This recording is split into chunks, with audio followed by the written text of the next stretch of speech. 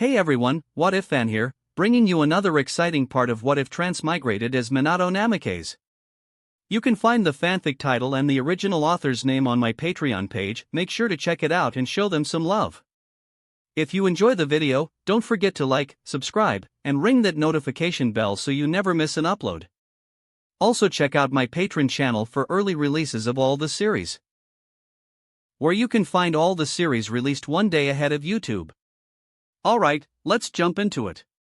Chapter 161, The Rescue of Kushina. Third Person POV. Land of Fire, Year 39. Kushina had a difficult time in recent days. While they seemed to have their usual quiet life, she kept doing her own things, leaving the Senju property only for some errands, like visiting Minato's orphanage and doing some shopping, as she had developed a liking for cooking over the past years, perhaps trying to make Minato's favorite dishes, always wondering if he would like what she prepared. A few days ago, she had baked a cake, trying to make it perfectly, as one of the things that also helped her avoid having horrible dreams about the Kyuubi. When it was ready, she stored it and took it to the orphanage, delivering it while spending the afternoon with Madame Guerite and the other children, whom she had ended up befriending. They always asked about Minato, and those who were new, Kushina had to explain who Minato was to the young children. However, when she returned home, something felt strange. Everything was much quieter than it should be. She even looked at the trees, searching for her guards, and found them, trying to sense their chakras. That's strange, why aren't they here today? Kushina murmured, seeing the place completely empty, which was odd, but she first decided to put away the tray she had brought from the orphanage inside the house innocently. She didn't notice as she climbed the 1-meter steps to enter her house that there were bodies of leaf ninjas under the stairs. She opened the door without seeing anyone and began to enter, but when the door with the slits almost connected in front of her, she suddenly saw a ninja advancing toward her, and she barely had time to react before he grabbed a cloth and covered her mouth, falling on top of her, making her pass out. We got the girl, now we have to get out of the village quickly.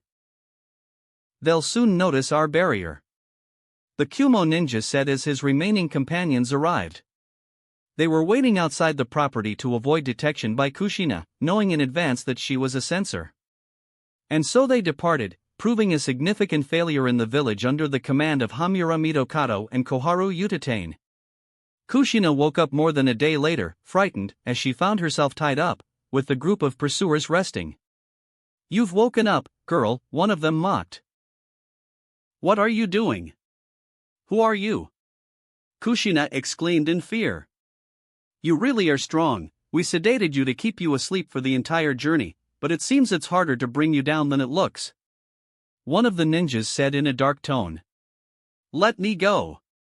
Do you know who I am? The village will never let you get away. Kushina shouted, still scared. It was obvious she was being kidnapped. It doesn't matter, girl. You'll soon be in our country and will give us the Kyuubi. Another one spoke while Kushina showed an unpleasant expression. She quickly tried to reach her thigh, where Minato's tattoo was, but her tied hands couldn't reach that area. Please. Minato. She murmured, begging. Minato? Is he your boyfriend? I'd love to see his face when he finds out you were captured by our village and will be imprisoned for the rest of your life. Ha ha ha. He started to mock her. If you survive the extraction of the Kyuubi, I'm sure the Raikage will be interested in your Uzumaki lineage. You'll become a breeding whore. He spoke, leaving Kushina speechless, losing her footing upon hearing such words.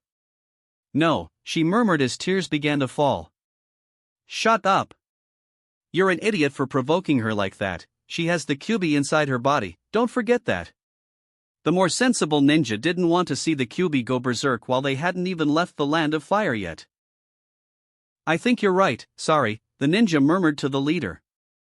You could kill them all, a voice emerged inside her. It was the beast from her nightmares, wanting her to use its power, but Kushina knew she couldn't do that. Kushina just sat there, crying and trembling, wanting to be far away from there while repeating Minato's name softly, trying to call for him with just her voice, but without being able to reach her thigh. She couldn't touch the seal, desperately trying to reach it but without success, until minutes turned into hours, her skin turning red from rubbing against the rope. At one moment, the ninjas began to move through the forest, avoiding any Konoha patrols while heading north, and Kushina was simply pushed to follow them, but no one provoked her anymore due to the Kyuubi. Kushina just followed them, her expression lifeless, her skin raw from trying to free herself. Night fell, and they took her to a cave, leaving her aside while they discussed among themselves. Kushina tried to use a rock behind her to cut the ropes, but as soon as they noticed the movement, she was simply kicked in the face. "Don't try to escape again, freak, or you'll face something worse than this," one of them growled at her as she hit the wall, breaking off some shards of stone with her groan of pain. "Do you want to live like this?" The voice returned to her. "No," Kushina admitted. "Then there is a way for you to be free, to leave all this suffering. Do you have any idea what they'll do to you if you end up in their village?" The Kyuubi was trying to seduce her. Kushina murmured, trembling. "End this, use my power and kill all your enemies, they will suffer horrible deaths." The Kyuubi's voice tried to seduce her once more. I can't use you," Kushina murmured, knowing that would be her end. She still had a chance to call Minato. She would not give herself to this demon. She was grabbed again and thrown into a corner where she could do nothing more, her nose and forehead starting to bleed, but even though she was crying, in a miserable state, they didn't even let her take care of her basic needs, something she had endured for the past days. They hadn't fed her, leaving her weak, almost lifeless, but still, she thought about the possibility of Minato coming to her rescue. Her chance was so close, yet still impossible for her. All she had now was a rock she had managed to pick up with her body by breaking the wall, and she began to rub it against the rope, no matter the pain she felt, with her arm already raw. She stayed awake all night, trying to cut the rope, making some progress. The next day, they continued avoiding ninjas, forming a spread-out formation with some ninjas surrounding the main group. Kushina finally caught a glimpse of hope as she managed to break one of the ropes, but still couldn't reach her thigh. She knew she had to make an effort, and before any of the ninjas could react, she twisted her body forcefully, falling to the ground, breaking more ropes, and managing to touch her thigh above the seal with a finger. Her chakra was sealed with a seal on her bindings, but it didn't prevent her from generating enough to signal Minato. "What are you doing, you idiot?" One of them approached, grabbing her by her hair, making her groan in pain. "I'm going to beat you so badly in Kyumo that you'll be unrecognizable," the ninja said, dragging her roughly along the ground. It was at that moment that Minato appeared above her and the ninja, surprising everyone, landing kicks on the nearest enemies. Then he launched his strange lightning at the nearby ninjas, and then at the distant ones, destroying them all in an instant. He looked at her with concern, the sight she most wanted that day. Without thinking twice, still tied with her hands behind her back, unable to free herself completely due to other bindings still holding her, she threw herself at the one she desired most. "Kushina." Minato looked at her worriedly. "You're hurt," he said angrily as he passed his kunai behind her, cutting her bindings. "Minato." Kushina didn't respond to anything Minato said. She just threw herself into his arms, crying as she hugged him with her now free hands, her raw, bleeding arms staining his clothes, but he didn't care, he just hugged her back. "I'm sorry. I'm sorry for not coming sooner, Kushina," Minato said angrily, as if he had almost failed to protect her, even though he hadn't neglected her at any point or wasn't at fault, he still blamed himself. I swear you'll never go through this again." Minato once again emitted a burst of unconscious haki, beginning to feel hatred stronger than anything he'd ever felt, his desire being to kill as many Kyuumo ninjas as possible right then, starting with these. But he couldn't do that when they had information that could be passed to the village, so his duty had to fight against his desire for revenge.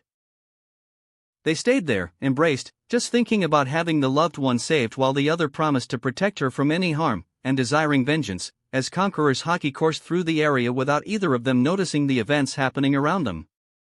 Until the haki began to calm down and disappeared a moment later, as Minato remained there with Kushina crying and not wanting to let go of him for even a moment. Nearby, a ninja patrol was circling the area. For some strange reason, dozens of ambush teams had left Konoha, issuing orders all along the northern border, and from what they heard, across all other front lines. It was strange for the village to suddenly send out so many ninjas, almost leaving it without protection, but no one in the lower ranks knew anything. it was something big, but the only information they were given was that they should search for any invading group on an S-rank mission, which was surprising. "Let's check another area, there's nothing else here," one ninja murmured. "I think you're right." They spoke, and at that moment an explosion happened in the distance, making them all look toward the direction they were leaving behind. 2 more explosions followed, with large yellow orbs covering part of the forest. "What's happening there?" "I don't know what that is, but we better check it out ourselves." "Stay alert." So, the team of 4 advanced to the location, as another explosion occurred while things were calming down, yellow lightning appearing, shaking the whole area, confusing them even more. But even so, they continued on until the lightning disappeared, finding something unexpected: 2 young people hugging, the girl crying, in the middle of corpses and knocked out bodies.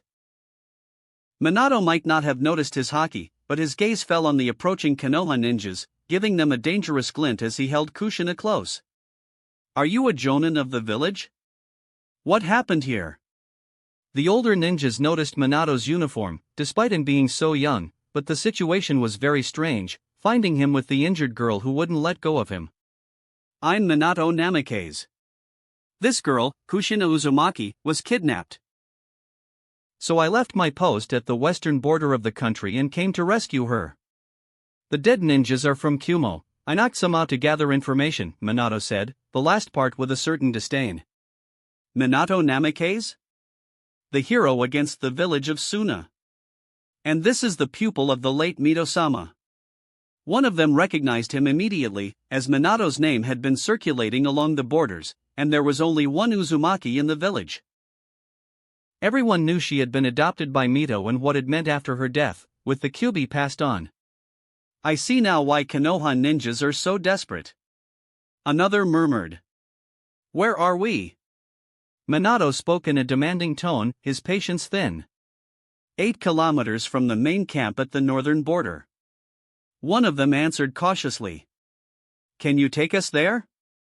"Kushina will stay with me." Minato spoke with no room for discussion. He could take her to Konoha, but they would only take her away from him and reinforce her guard. Minato didn't trust those 2 advisors managing Konoha at the moment.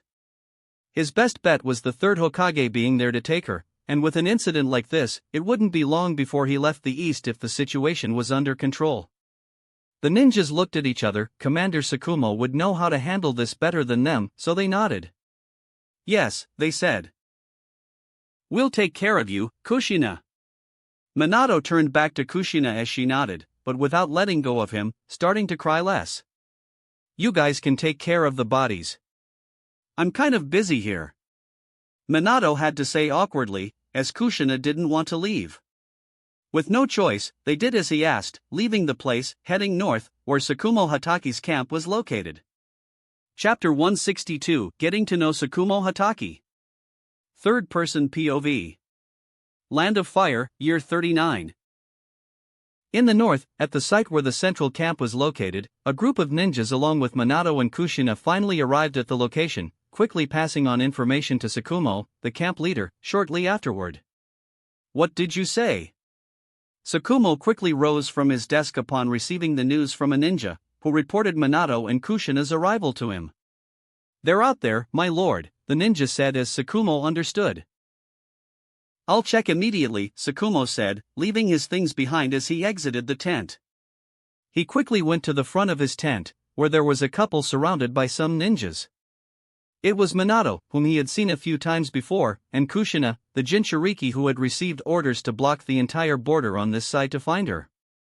He received the village's desperation, knowing full well what her leaving could mean. After all, she was Konoha's greatest weapon. However, he was both surprised and relieved to find that the great name from the west had come here to fetch the girl. He approached as the girl clearly did not want to leave his side. She was injured, while the boy had a firm posture, ready to protect her from anything, even from the ninjas surrounding them. Tsukumo was compelled to give a small smile at this. After all, it reminded him a lot of his youth with his late wife. "Minato Namikaze, the ninjas told me what happened." He began calmly and looked at Kushina. "The girl needs medical attention," he said. "I need the medical team," he called, and two women quickly appeared. His gaze fell on the Kumo prisoners. Take the prisoners to the holding cells and make sure they don't escape. I first need information on what happened, Tsukumo said before returning his gaze to the teenagers. Kushina looked at them and then at Minato, not wanting to leave him. Go, you're with Konoha ninjas now. I'll be there as soon as I finish here, he said, and Kushina, with a reluctant move, started to leave Minato's arms and went towards the kunoichis, who caught her, as the girl was clearly scared and trembling. They then took her to the camp's medical wing. Can you accompany me? He asked as Minato nodded, following him into the tent, with an additional ninja present, Tsukumo's assistant. Ecker, could you leave us? Tsukumo requested, and he quickly nodded before looking at Minato with a measuring, slightly nervous gaze. Tsukumo sat back down in his chair, sighing, turning his attention to Minato. I received a message from the Leaf Elders regarding the Jinchuriki. I had to issue a mission, omitting her identity as per their orders, to ensure nothing would cross the border. I bet that happened, or will happen, at the other borders as well. But in the end, you're here, and you've rescued her, he began. How did you manage to get to her before everyone else? He asked curiously. She has a seal on her body, one I placed with Mito-sama's help. She was able to activate it only seconds before appearing. If I had known earlier, they wouldn't have even gotten past the village, Minato spoke in a frustrated tone. He didn't hide this from Tsukumo. After all, there was no malice in the man, nor any way he could be harmed by this information. Well, that certainly is unexpected. But we were lucky you were there to protect her. She must be important to you, Tsukumo commented. More than you could imagine, Minato murmured, as if the thought came automatically. Anyway, she'll be fine soon. Since you're here, I don't see a problem with you staying. I just hope it won't be an issue for your absence in the West, Tsukumo commented. I warned my sensei a few seconds beforehand, and even without a response, he knows I went after Kushina. He'll understand once he receives the rescue mission report, and he'll know we're okay, Minato said. That's good, then you can stay until the village sends an escort for the girl, Tsukumo said. About that, Minato interrupted as soon as he finished. I need the Hokage to be in the village to take Kushina back. I'll take her myself. I can do it more safely than anyone else, Minato spoke. Is it true that the Hokage is leaving the eastern border? Do you not trust the two elders who are in Konoha? Tsukumo asked curiously, and Minato shook his head. No. I'd prefer to take Kushina to the Sandaime. I also want to speak with him about a few things, and this would be an opportunity for that. Otherwise, I just have to wait for him to accept my request while I'm on the western border, Minato said. Tsukumo remained silent, thinking about Minato's words. He was essentially asking him to refuse an order from the village, and the two elders would certainly not be happy about it, but you were the one who rescued the girl, not anyone else, so I believe you have that right. Besides, I don't think she's in the right psychological state to return to the village with a stranger and leave her friend behind again, Tsukumo said in the end. Thank you for this, Minato thanked, his tone serious but with a hint of relief showing. You can leave now.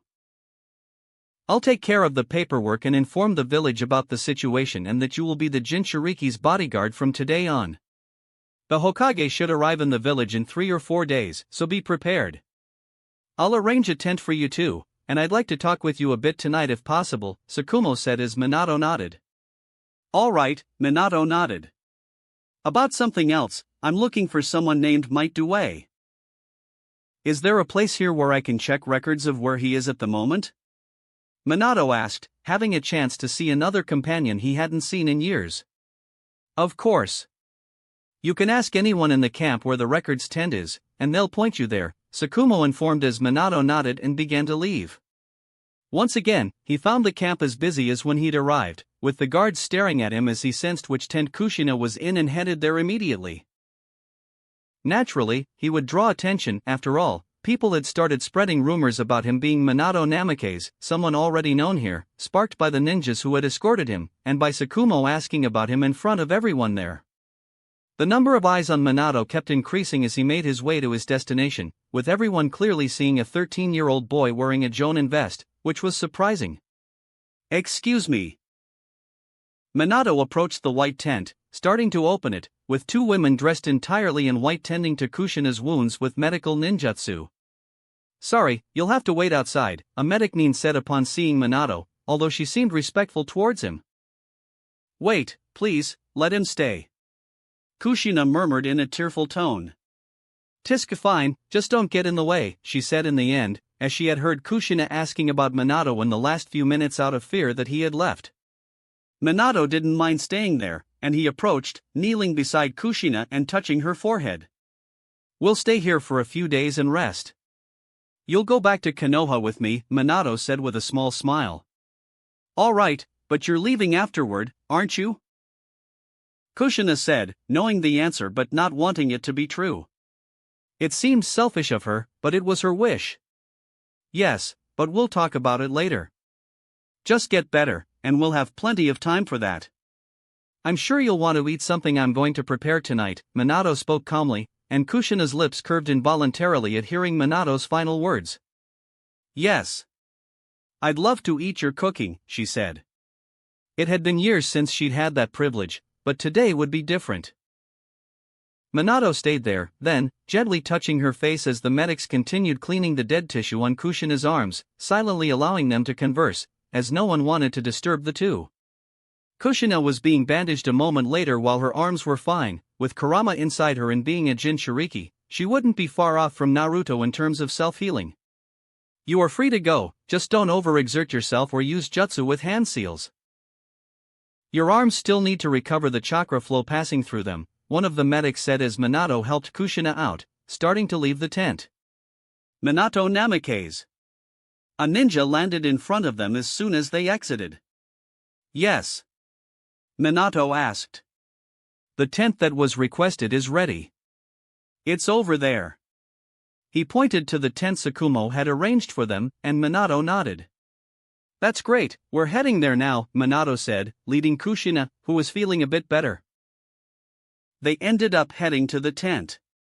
Minato entered first to check the place and put away some scrolls. "Wait. Minato, do we have a tent for both of us?" Kushina murmured, blushing, barely able to look at Minato. "It's not like we're going to sleep together." "There are 2 beds here, Kushina," Minato said inside the tent, and Kushina eventually entered. "I see." She seemed a little disappointed. Minato didn't notice and quickly took out his scrolls, storing them in some places for use over the next few days, while he watched Kushina looking at one of the beds. "You know. I still can't believe you're here," she murmured. "I'm here, Kushina, and nothing will happen to you as long as I'm here," Minato said in a serious tone. "I know. I'm just happy. I thought they would take me, and all I could think about was you. Then you finally appeared," she murmured, looking at Minato while hugging him. Minato returned the girl's hug, telling himself that he would do everything to protect her. "You talked about how it was difficult to reach my seal, let's move it somewhere else," Minato said, at least intending to place a new seal, to have 2, one hidden and another in an easily accessible spot. Why didn't you send me any news from the war?" she asked while still hugging him. "It's complicated. I had no one to send letters. You know the only way was to ask someone to take them to you, like I did with Tsuna the last time she went to Konoha," Minato said. "But that was a year ago," Kushina complained, reverting to her normal personality now, as she loosened up again with Minato there, feeling safe. "Yes, but I didn't have anyone else to do that for me," Minato said. "All right. I understand. Anyway, Tsuna seemed strange when she talked about you. Did something happen between you two?" Kushina immediately wanted to know, eyeing Minato like a hawk. "That was over a year ago, but there are some things I need to discuss. Anyway, let's prepare something to eat. After all, I also want to know how you've been, since Mito passed away," Minato said in a serious tone, and Kushina nodded with a slightly sadder expression. Then they went outside the tent, with Minato grabbing one of the scrolls to prepare food and sending a clone to gather information on Due. Chapter 163, Second Marriage Proposal. Third Person POV. Land of Fire, Year 39. Incredible! Kushina murmured, looking at Minato with slightly shocked eyes. You infiltrating the village of Suna in search of the poison to save Tsuna. Kushina couldn't help but feel a bit envious of that. Minato sacrificed himself to save his companion, to the point of absorbing the poison into his own body. I had no choice, with Sensei forbidding me from doing something like that on my own. So, I threw myself into a mission because I didn't want to risk anyone else. I knew I had a better chance on my own. You know they would never have allowed me to do this alone. Minato explained. I understand, because you're always saving some woman. She murmured, looking at him with her chin resting on her knees as she glanced at Minato. Minato just smiled at her and saw that their food was ready now. Let's eat, it's ready, he said as he began to serve the beef stew he had made right in front of their tent. Some passing ninjas glanced at them oddly, as it was unusual for someone to cook their own meal in the middle of a camp with marked territory. Finally, Databane. Kushina exclaimed excitedly as she grabbed the bowl Minato offered. Eat, you'll have to help me improve it, Minato said. You don't even have to say. She replied, quickly devouring the bowl with a renewed mood, happy to once again share this experience with her old companion. Minato took his share and began eating as well, while watching the activity around the camp with a serene look. You're quite famous now. Kushina commented after eating another spoonful of broth, noticing the people glancing their way. I'm not used to it, Minato said sincerely. That's why I returned to the field with Makoto and Hanabi, so I wouldn't have to stay in the camps as much, he added calmly. I heard things are improving in the south against Tsuna. You made a big impact on the war, she said, then pouted. That was to save another girl. I saved her, yes, and I wouldn't hesitate to do the same for you if you were in Tsuna's place, Minato said, thinking that Kushina seemed a bit jealous about it. Really, she murmured softly, returning to her meal. Anyway, you have to tell me about things in Konoha, Minato requested. Are you still visiting the orphanage? How's Guy and his mother? Your training, he asked.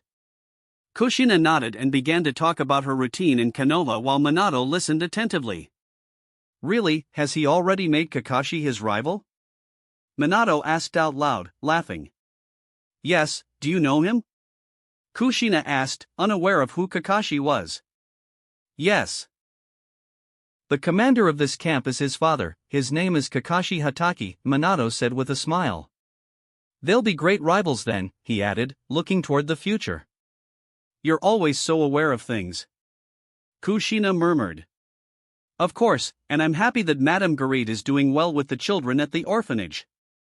I still can't send money, but as soon as we return to Konoha, I plan to visit. You should come with me, Minato suggested. Yes. I'll bake a cake for them, she said, knowing the children loved her sweets made at the Senju clan. That's great, speaking of clans. Minato commented, taking Kushina's empty bowl as soon as she finished and refilling it. I'm going to speak with the third Hokage, to finally buy a property. I've made a lot of money during the war, so I believe now I'll have enough, he said, leaving Kushina surprised. But that's wonderful, Minato, you're finally going to buy your house, she said, and Minato couldn't agree more. And how will it be? Kushina asked, curious. I'm not sure yet. Maybe you could help me with that, he mused, causing her to blush a little. Of course, I'll help, she said. I have some plans, but we'll look at that later. Anyway, one thing I want in the house is a set of statues I'm planning to place, Minato said. Statues? She asked, curious. Yes. I plan to recreate a story I read a long time ago. About a woman who came from space and had 2 children with a man from this world. Minato said, always keeping that in mind. What's that story? She asked, not understanding, while Minato only smiled. You'll see, and you'll like it, he said mysteriously, and Kushina didn't ask anything else despite her curiosity. After all, Minato wanted to bring that story to life, a story that was probably destroyed by Black Zetsu. He was determined to reveal the true history of chakra, something he had always desired because people had the right to know the truth. It's good. Anyway, the place will be spacious enough for us, Minato commented as he handed her another bowl of broth. You mean? She murmured, stopping as she carefully looked at him. Why not? After all, I want to marry you, Minato said with a confident smile. So, are you proposing to me? Kushina murmured weakly. Of course, that's why I want to ask you to marry me right now, he said, as Kushina stood there, frozen, before placing the bowl Minato gave her aside. Her gaze fell on Minato without saying a word. Well, I guess this is sudden. Minato scratched his head, but he didn't have much time to think before Kushina jumped on him, hugging him tightly, causing him to drop his own bowl of broth on the ground. Of course it's sudden, Databane! Kushina exclaimed, overwhelmed with embarrassment. But I accept, I'll always accept.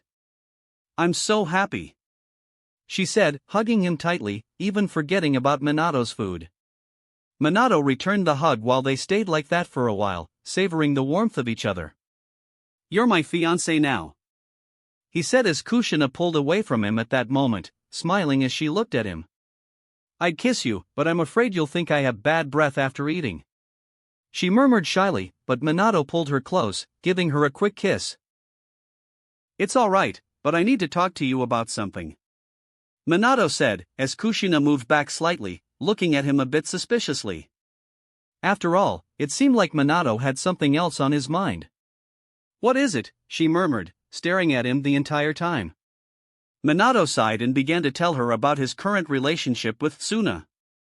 Minato, you idiot, Databane. Idiot. Idiot. Idiot.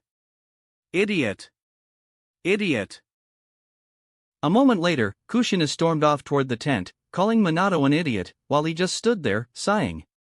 He had already anticipated that she would react like this.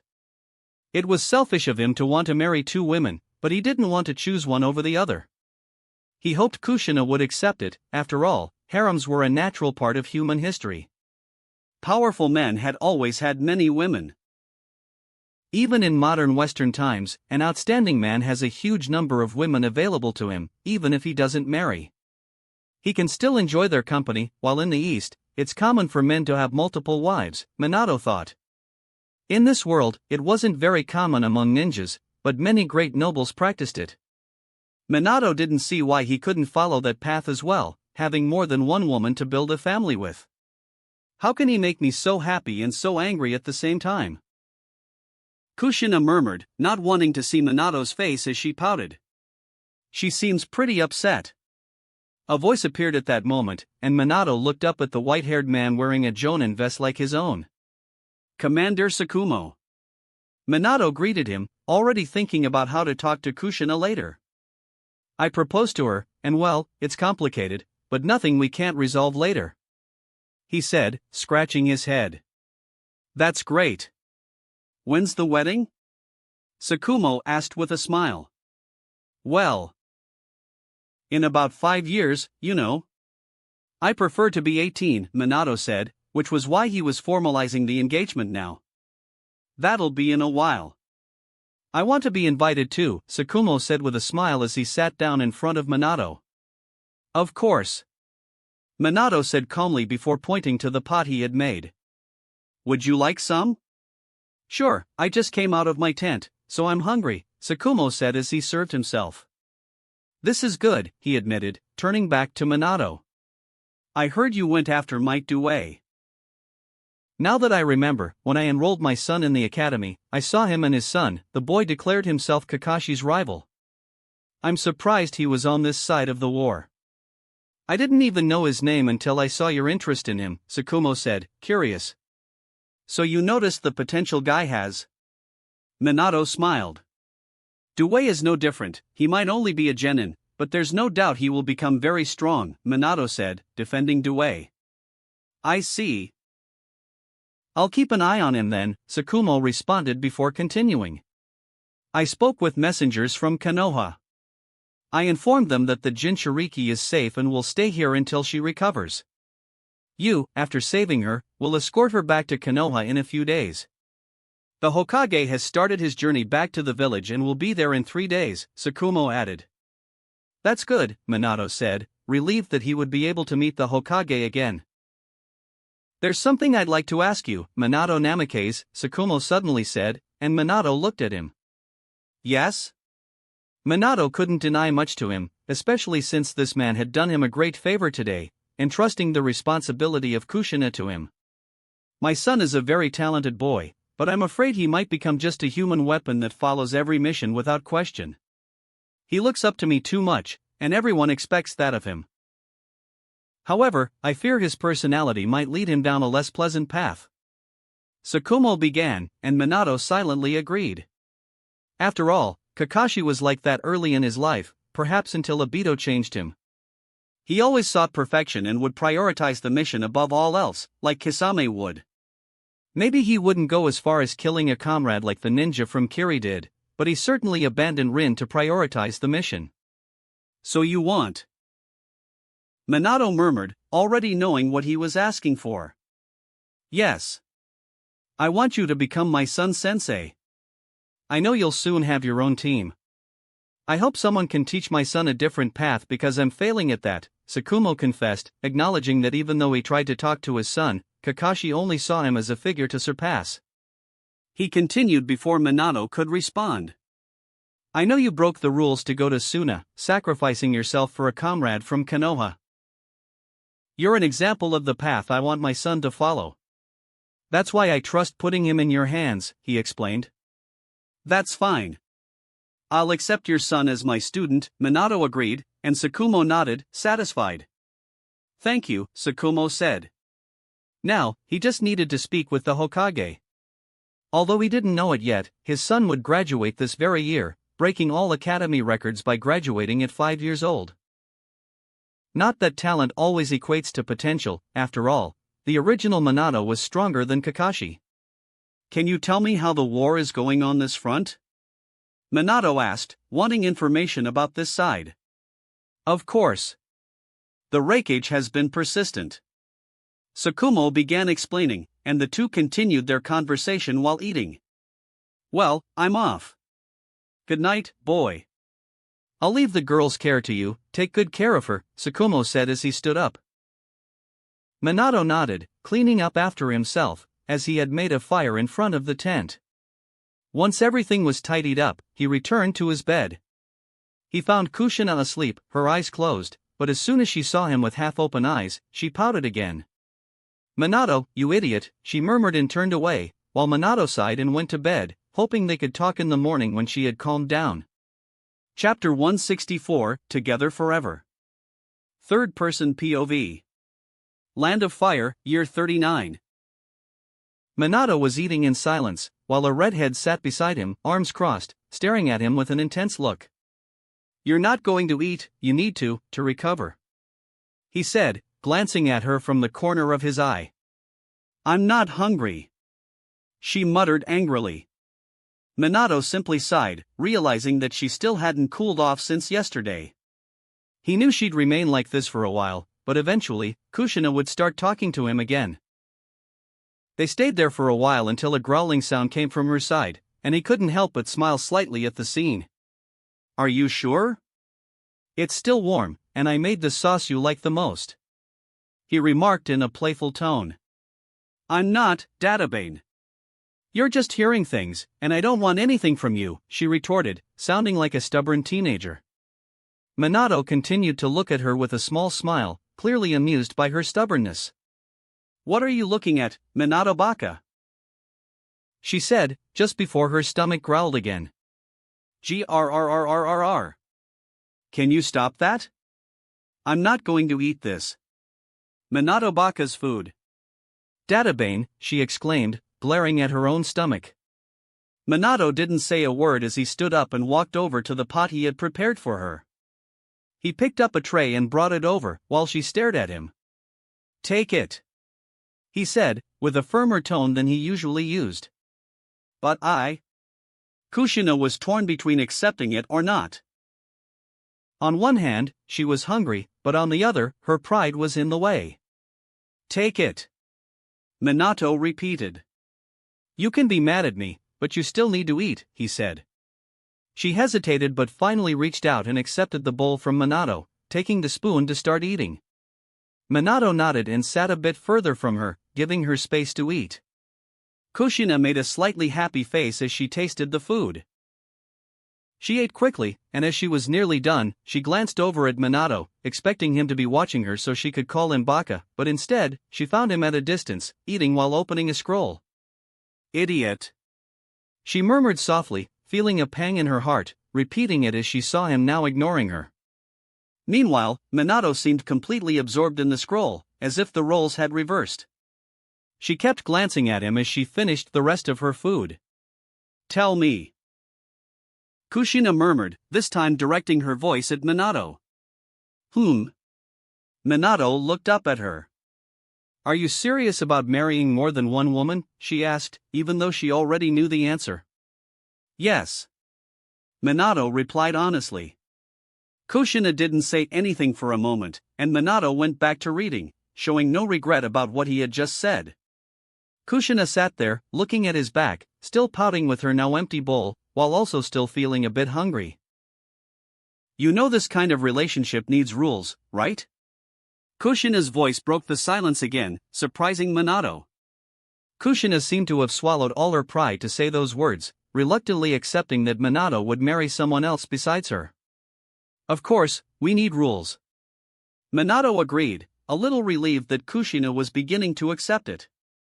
He returned to his reading, sensing her getting up to refill her bowl. She sat back down next to him, this time curiously glancing at the scroll, fully opening up to him again. What are you reading? She murmured softly. This is a technique I used to transport some Konoha ninjas to safety. I had to absorb the Shikaku's chakra and used the sealing jutsu to do it. Minato explained, pointing at the seals, studying how to absorb chakra through them in an attempt to create a version without side effects or drawbacks. This seal? Kushina exclaimed, disbelief in her voice. I saw these seals in Mito's scrolls. You used this, Minato? It could have killed you, she cried, shocked. Yes, but I had no choice, Minato replied. There were ninjas who would have died in that desert if I didn't do something. Minato, you take too many risks, you need to think about yourself too and not play the hero all the time, she exclaimed, not accepting that Minato had put himself in such danger. I'm fine after all, although it was a bit foolish, I don't regret anything, he said in a serious tone. She just looked into his eyes before a small smile formed. Maybe you really are like that, she said finally. You mean my ninja way? Maybe. I never thought about it, but perhaps so. I want to protect Konoha, my friends, and you, he said, reflecting on it while gazing at the sky, before feeling her grip tighten on his clothes. Don't say things like that so suddenly, you idiot, Kushina murmured with a blush, clutching Minato's clothes. Minato said nothing and simply touched her face, kissing her forehead. She looked at him in surprise as he smiled and returned to the scroll. What do you think? She murmured as Minato paused again, glancing at Kushina. What? He asked, curious. Our child, you know, how do you imagine him? She asked, blushing even more, unable to meet Minato's eyes. Well, Minato put the scroll away with that question, knowing exactly how he imagined their first child. I think he'll be blonde like me. But since we both have blue eyes, there's no doubt he'll have those too, looking more like me, though. Minato smiled, and Kushina, now staring at him, listened attentively as he spoke about the child that hadn't been born yet. He'll definitely have your personality. He'll be a troublemaker and give us a lot of work, he added. You think so? Kushina asked, her eyes trying to picture this child, before bursting into laughter. BRFFF. Ha ha ha ha ha ha. You think he'll be a troublemaker, Minato? She couldn't help but imagine a future as the mother of such a child. Of course, he will. We'll wake up one day, and all the Hokage statues will be painted while he runs off after messing with all their faces, including mine. Minato said, diving into this imagined future. Ha ha ha ha ha. That would be so funny, Minato. Databane. Kushina began laughing uncontrollably, wondering where Minato was getting all these ideas. She truly enjoyed picturing that scene in her head. He'll even have his own catchphrase. But maybe a little different from yours. Minato said, looking up at the sky. Yes. Kushina replied, much happier than she had been since her abduction, wiping the tears that the laughter had brought. Minato remained silent. You know. Kushina spoke up again. When I first entered the academy and yelled that I wanted to be Hokage to try and gain respect from those who made fun of my hair, and everyone laughed at me, you were the one who defended me, and I knew from that moment, you would be the love of my life. She said without hiding her face, her blue eyes shining with a certain confidence to show that her words were not just words. End it, use my power, and kill all your enemies. They will die horrible deaths. The recent memory of the Kyuubi's voice echoed in her mind. No matter what happens, Kushina. If you're full of love, even with the Kyuubi inside you, you can still live a happy life. And that's what I wish for you, you, and that boy. The voice of Mito also resounded, a much older memory from nearly 3 years ago when she was still alive, the greatest lesson Kushina could learn from her. Caught between these two opposing forces in her mind, the malice of the Kyuubi and the light that Mito had passed on to her, it was obvious that she would always choose the light. And that light was what would also restore Minato within her. She might be angry with him, upset, and deeply hurt, but there was no denying how frustrating it was. She loved Minato more than anything in her life and wasn't about to give in to the darkness just because she had to share him with one or more women. As long as he loved her and was the father of her children, she didn't mind. Even at 13 years old, she had dreamed of having a large family with many children. Why is this place filling up with flowers? This is disgusting. The Kyuubi's voice echoed inside her. Shut up, Databane. Kushina's voice snapped back angrily, silencing the fox as she looked at Minato, now holding his hand while he lifted hers and kissed her palm. You know. I've always thought that we'd be together forever, whether in this world or the next, from the moment we met, Minato said without a hint of shame, flashing the most sincere smile he could to Kushina. Minato.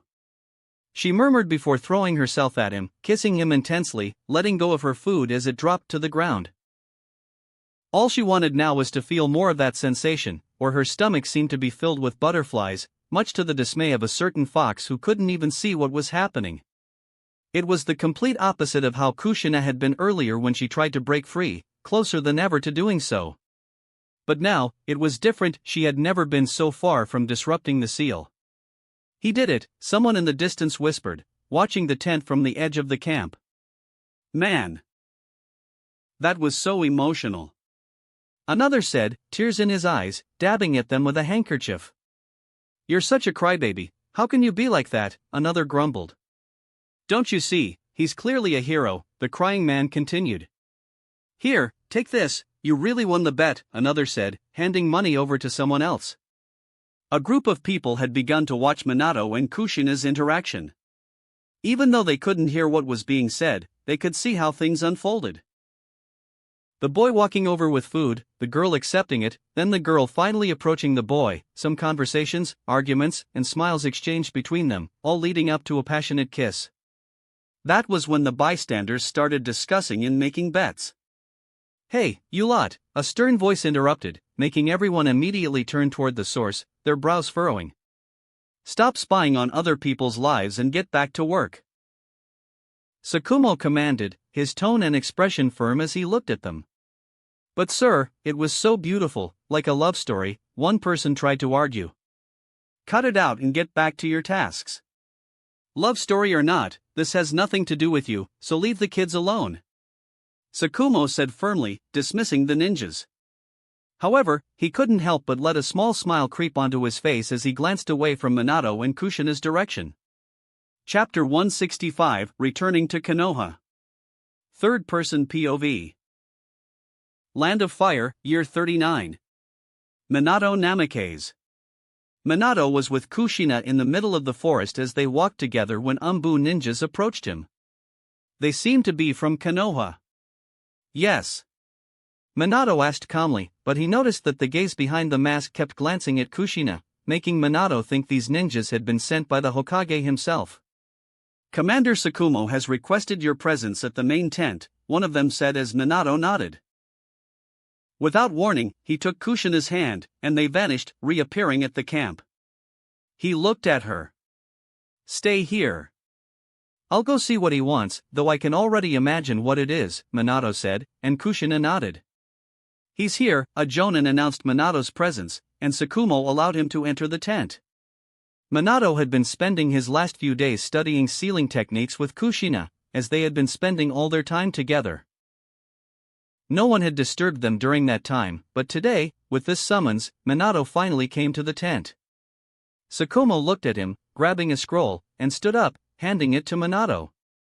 An Umbu ninja from Konoha called you here, so you already know a group has arrived here by the Hokage's direct order, he said as Minato took the scroll and read the Sandame's command. I understand, it seems my time here is over, Minato commented. Over, are you sure? Tsukumo smiled at Minato. Well, probably not, but you never know. Minato responded, returning the smile.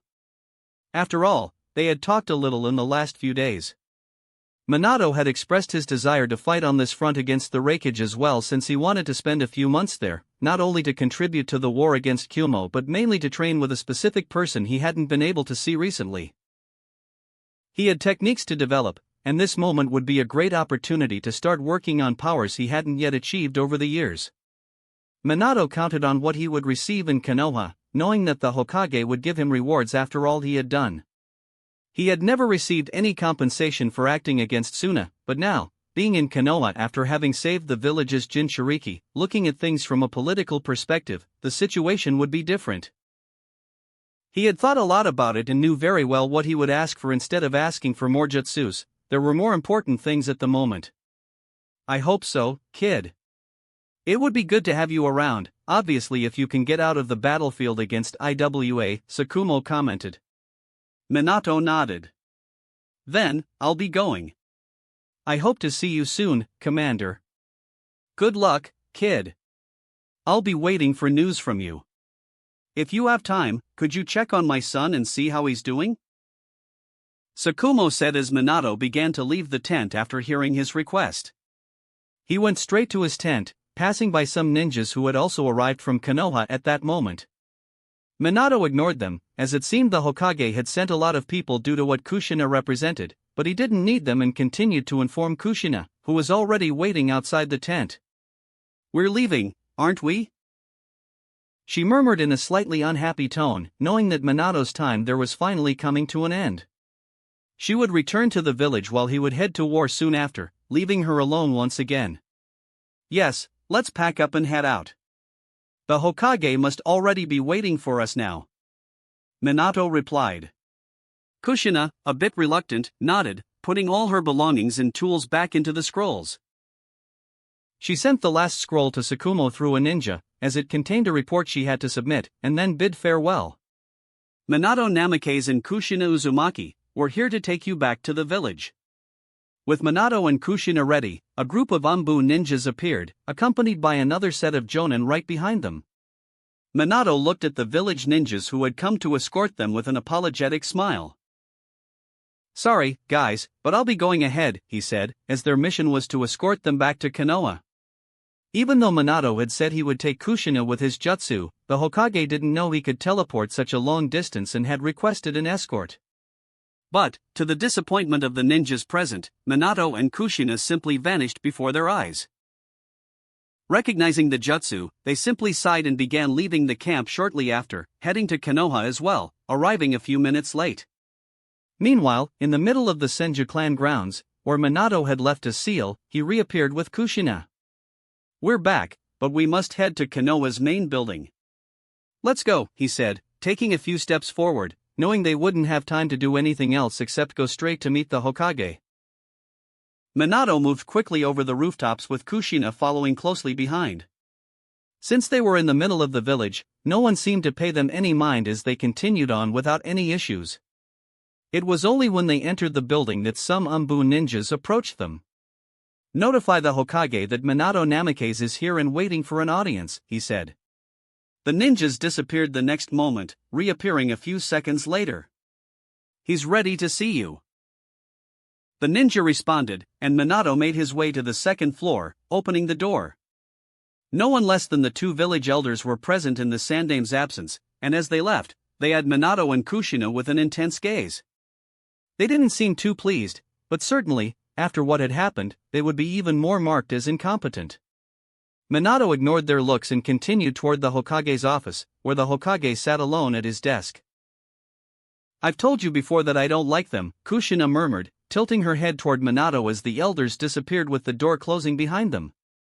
"No one does," Minato replied, while the Hokage called out. "Come in, boy, please," Hiruzen said, as Kushina and Minato approached. The Sandame looked directly at Minato, while Kushina was now perfectly fine. After all, the Kyuubi's chakra along with her Uzumaki heritage had healed her in just a few days, and she no longer even wore bandages, her skin as good as new. "Hokage-sama," Minato greeted him, with Kushina following. "It's good to see you both well." The Sandame began. "Well, it's good to see you in good health and back in the village.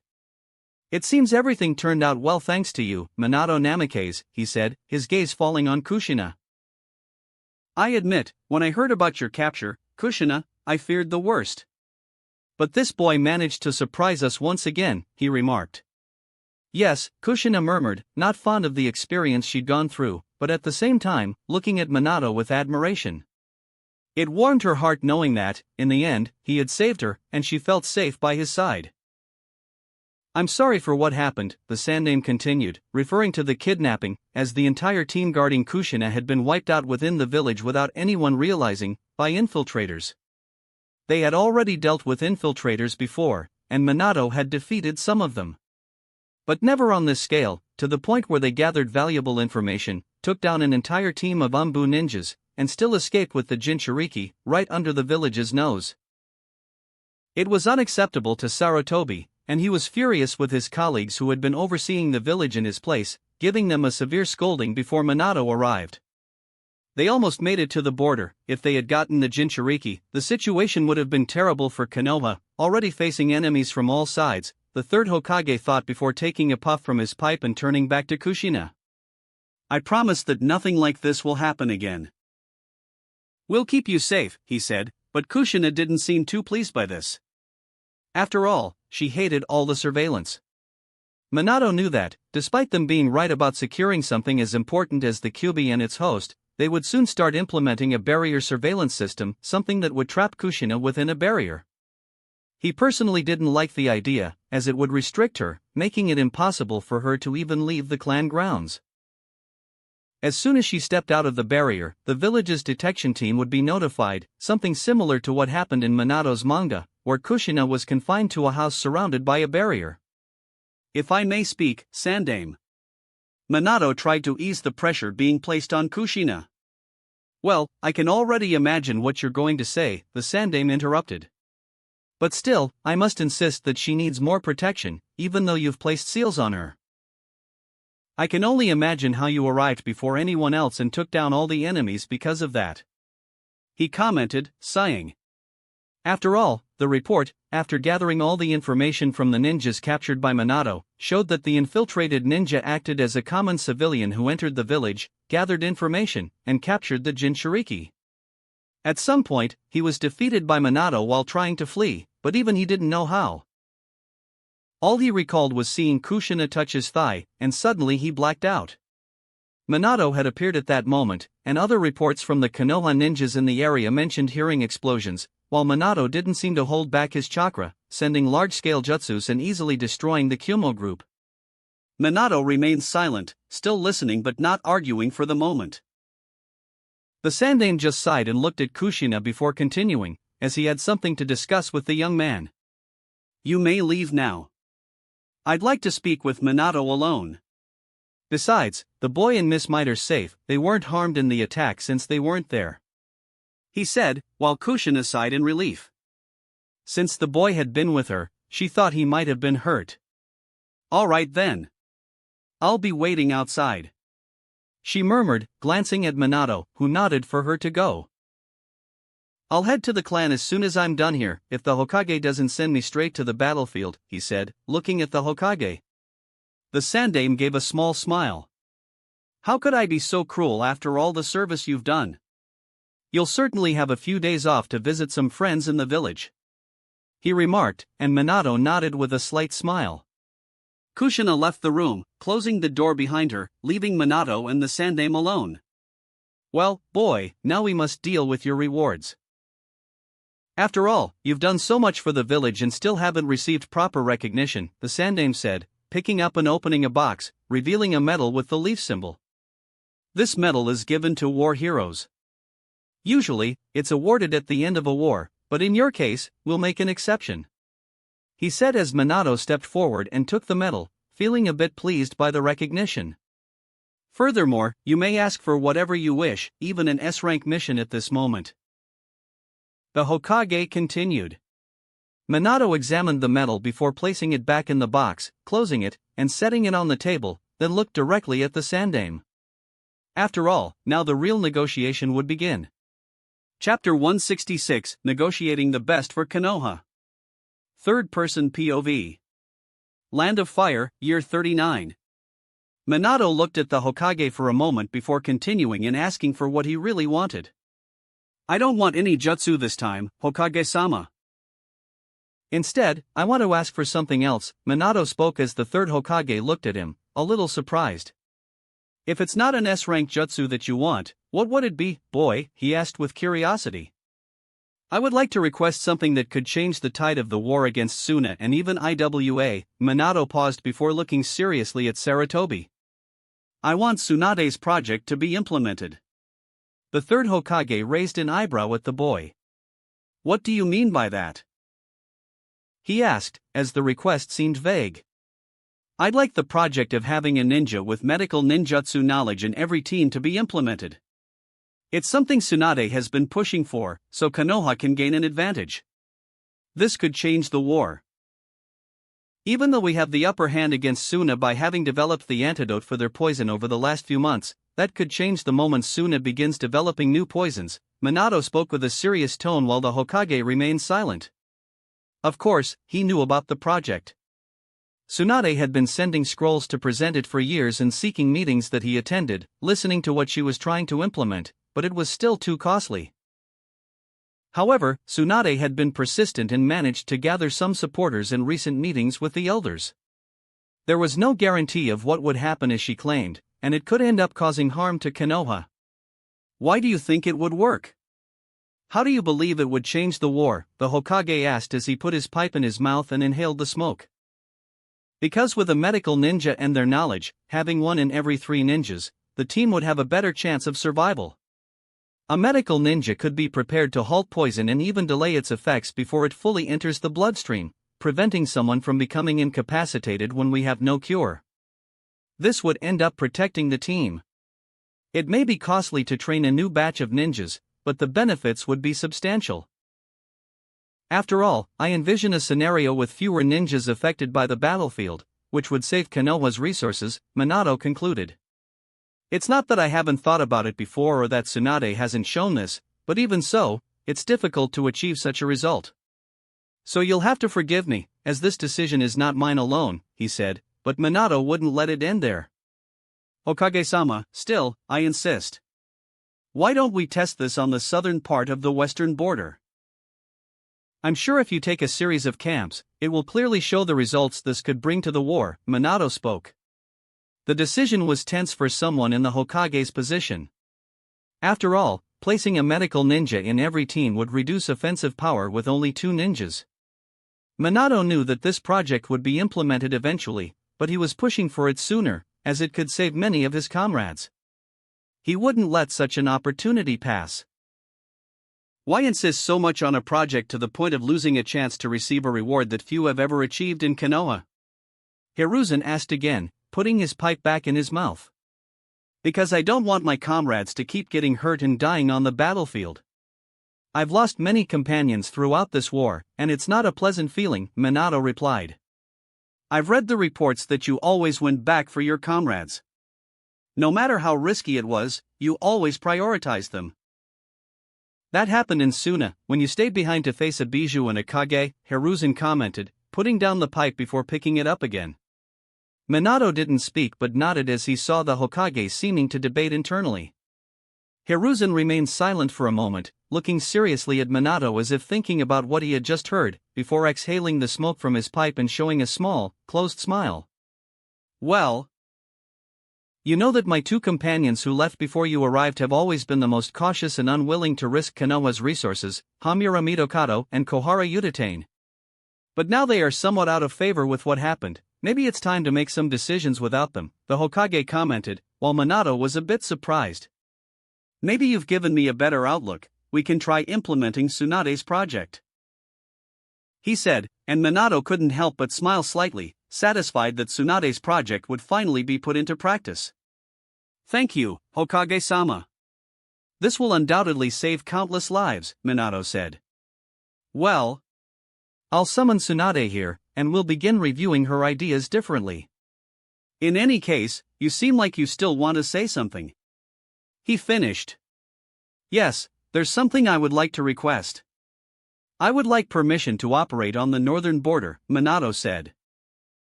The northern border. Why such interest? You're currently handling your own A-rank missions with your team at Jiraiya's camp, right? The Hokage asked, curious. Yes. I've been doing a lot of missions under Sensei's command, but I have something I need to do in the north. Over the last few months, I've been designing this project, Minato approached, pulling out a scroll from a storage seal, handing it to the Hokage, as he had to prove why he needed to go there. This. Hiruzen was surprised by Minato's taijutsu project. You see, we have a gem on the northern border. I would like to develop this technique with him, even though he might create his own, the 8 inner gates. This will be revolutionary in the ninja world. A ninja who can possess the power of a Kage without using any ninjutsu, just by fighting with taijutsu, Minato spoke calmly, while the Hokage continued to look over the project. He set the scroll down and looked at the boy with a hint of admiration. This boy was always thinking ahead, no matter that he already had an arsenal of S-rank jutsu, one of the strongest ninjas in the village at just 13 years old. How long do you think it will take to execute this? He asked, also interested, as this required new techniques for Konoha. He couldn't let such an opportunity pass. 1 year, I believe we can develop it, Minato replied. He would be away from the war in the west for a year and shift to the war in the north, which wouldn't be bad, but he hoped to bring his team to continue their training. All right. I'll grant your request, since you've chosen what's best for the village over your own benefits. Besides, if you can achieve this technique as described, even replicating what Might Wei did, Konoha stands to gain a lot from it, the Hokage said, and Minato nodded, satisfied once again.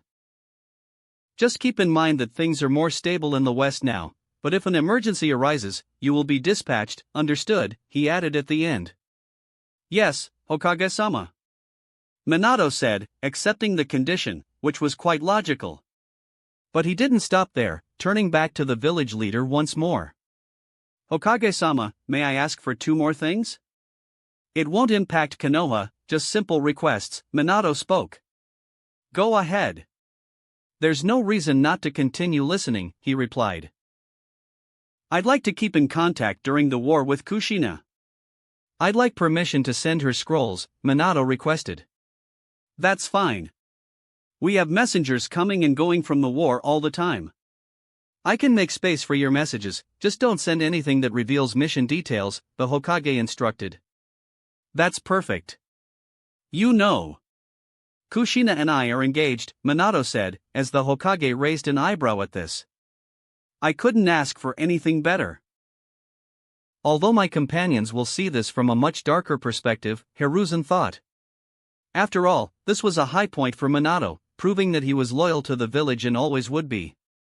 But his companions would see it as a huge political gain, especially since Minato would also have the Kyuubi in his hands, which would leave them worried. That's wonderful, I'm glad you two have built this bond, Hiruzen said, not knowing that Minato was actually engaged to 2 girls. Thank you. That's why I wanted to talk to you, because now I'll need a house. I'd like to buy a plot of land, at least 1,000 square meters, because I want to build my clan, Minato said. Your clan? Hiruzen thought about it for a moment, but it was quite obvious, given Minato's growing power, and now he could protect Kushina from this point forward. Yes, Minato confirmed. Alright, you know I can't just give you something like that, and it will be expensive, he warned. I have money from selling my explosive tags to Konoha over the past few years. I've accumulated a good amount, Minato said, leaving Hiruzen with nothing more to add. Very well, I'll get you a very good discount. Is there anything else to discuss? He asked. No, Hokage-sama, Minato replied, and Hiruzen nodded. Then you are dismissed.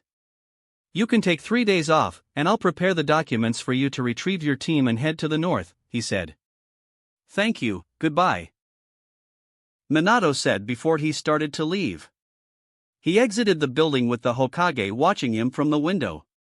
Minato simply disappeared into the village as he walked through it after so many years. He was finally here and wanted to enjoy it.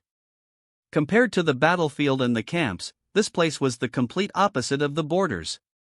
It was peaceful, though still a bit gloomy due to the ongoing war over the past few years. The village, while not as noisy or crowded, still functioned well, with families walking the streets, buying things from shops, and children running around. Minato, who expected to see only women and children, given that most of their husbands were off at war, also saw male citizens. After all, Konoha was mostly made up of civilians, with ninjas being only a small percentage of the village. People were walking the streets, buying their things, sometimes laughing, joking, and some children asking their mothers how their fathers were doing in the war. The marketplace was still thriving, and his eyes fell on a ramen shop on that very street, one he knew well, with some customers inside.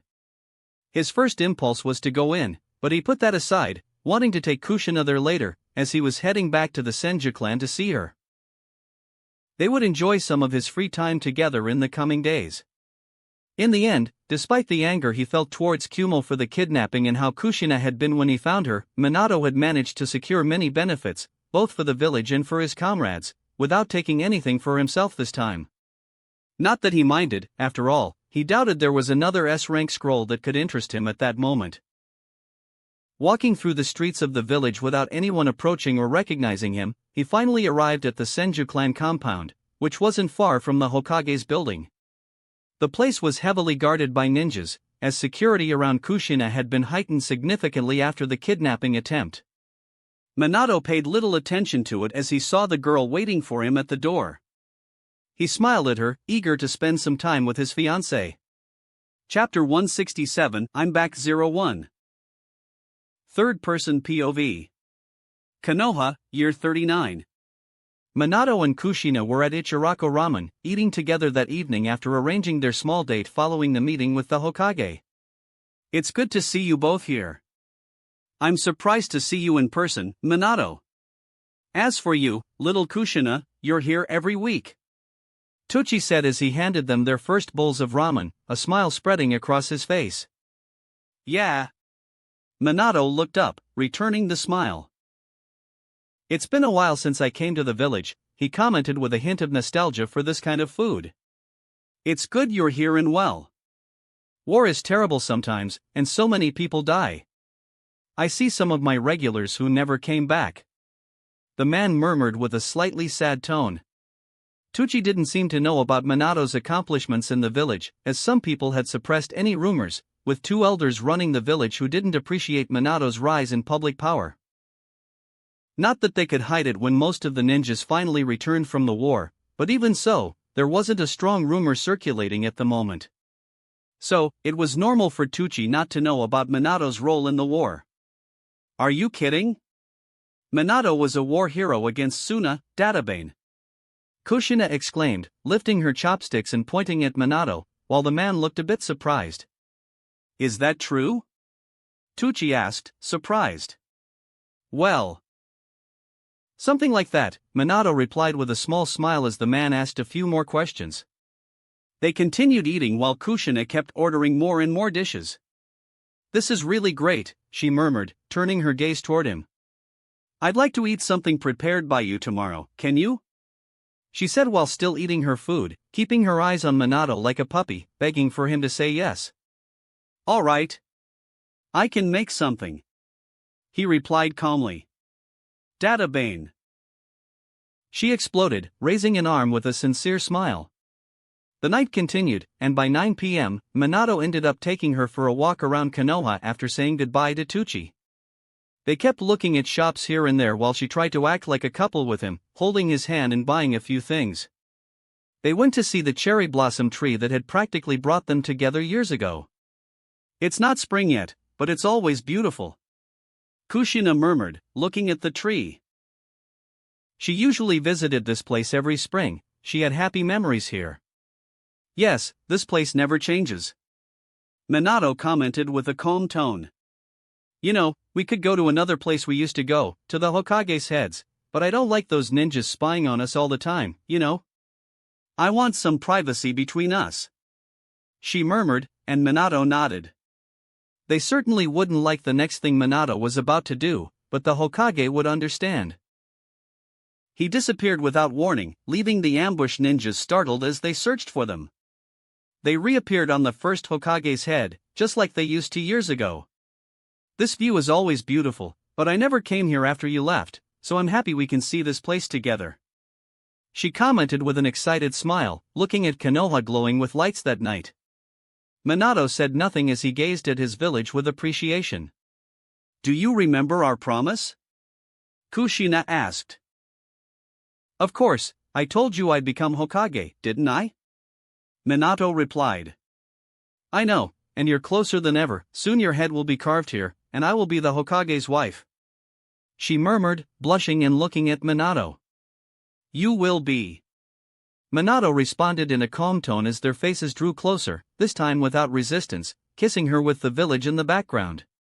The Senju clan grounds were silent when they arrived with another Raijin after a while. Dwayne and Guy's mother is living in the house next door, she's doing better, but Dwayne keeps training until he collapses. He came home passed out, trying to beat his rival and now for failing while I was kidnapped. Ha ha. She laughed at the last part, as if Guy could really help. I'm glad. I'll see them tomorrow. I also need to check on this Kakashi at his father's request, Minato said. They walked to the door, while Minato sensed a few hidden ninjas sighing in relief that Kushina had returned. Wait, you're not staying here, she exclaimed, stomping her foot the moment he said he was leaving. You'll be fine. You can call me with chakra through the seal if you need anything. Besides, there's plenty of security now watching over you, Minato said. Kushina didn't reply as she touched the Raijin seal on her body, looking at Minato.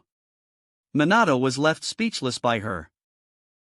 See, I need you, she said. Minato remained silent.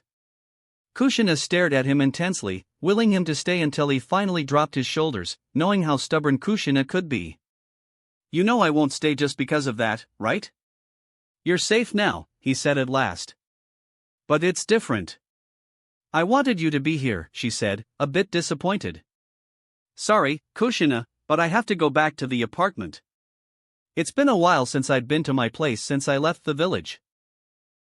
So I want to check on it and sleep in my own bed, it's something I miss as well, Minato replied. Then I'll go with you, she exclaimed. You can't, it's inappropriate, Minato said. We're going to be married, aren't we? What's the problem with that, she exclaimed stubbornly. It's not that simple. He sighed at her persistence. She just crossed her arms, pouted, and sighed. Fine, but I want you here with me tomorrow morning, she murmured, clearly not wanting to part from him. All right, I promise I'll sleep here tomorrow, Minato replied in the end. Kushina nodded. Good, fine. Tonight was great, thank you for everything, Minato. She gave a small smile at that moment, blushing as she got closer to him again, her eyes on him. Yeah, Minato said, watching her trying to kiss him once again, pouting as much as her lips could. Minato wanted to laugh at her expression, but just when she thought he was going to meet her with a kiss, her face was gently touched, and she felt a kiss on her forehead. What are you doing, Databane? She exclaimed, clearly frustrated while he found amusement in it. Goodbye, Kushina. Remember our commitment tomorrow morning," he said, referring to their conversation at Ichirako Ramen. She didn't even have time to say anything else before Minato disappeared, leaving Kushina alone as she went back inside the main house, still stomping her feet and muttering Minato's name. Minato returned to his apartment, finding it just as he had left it. There was no leftover food, and the place was quite organized. He checked a few things and felt satisfied with what he found, then went to bed. The next day, Minato woke to the sound of his doorbell. Kushina was already at Minato's door early in the morning. He got up with a yawn as he looked at the door. She had arrived even earlier than they had agreed, but that was understandable. Opening the door, still thinking he should have been the one meeting her, not her showing up at his apartment. "Come in."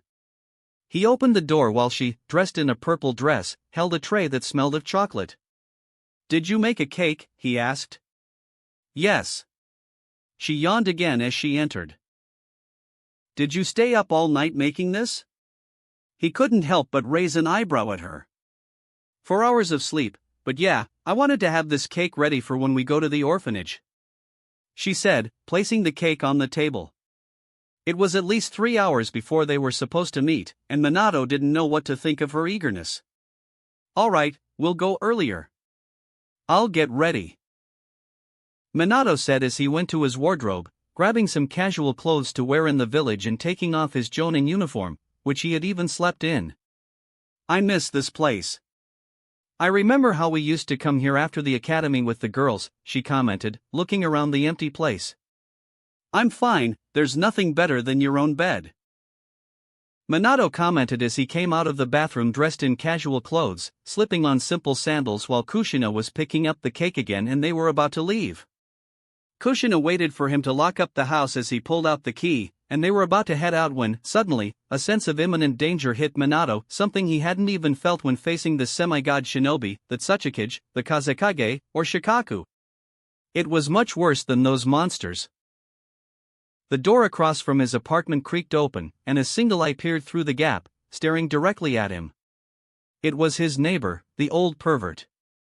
"So, you're back." "Foo. Minato heard her voice, and a chill ran down his spine. "We need to get out of here. I need to move out as soon as possible," Minato murmured as Kushina looked at him, confused by his words. "What did you say?" she asked, not having heard him clearly. "It's nothing, let's just go," Minato said with a tone of urgency as they continued walking through the village. Children were starting to wake up around this time. It was 6:30 in the morning while Garit stepped outside to call them. "Come on, kids.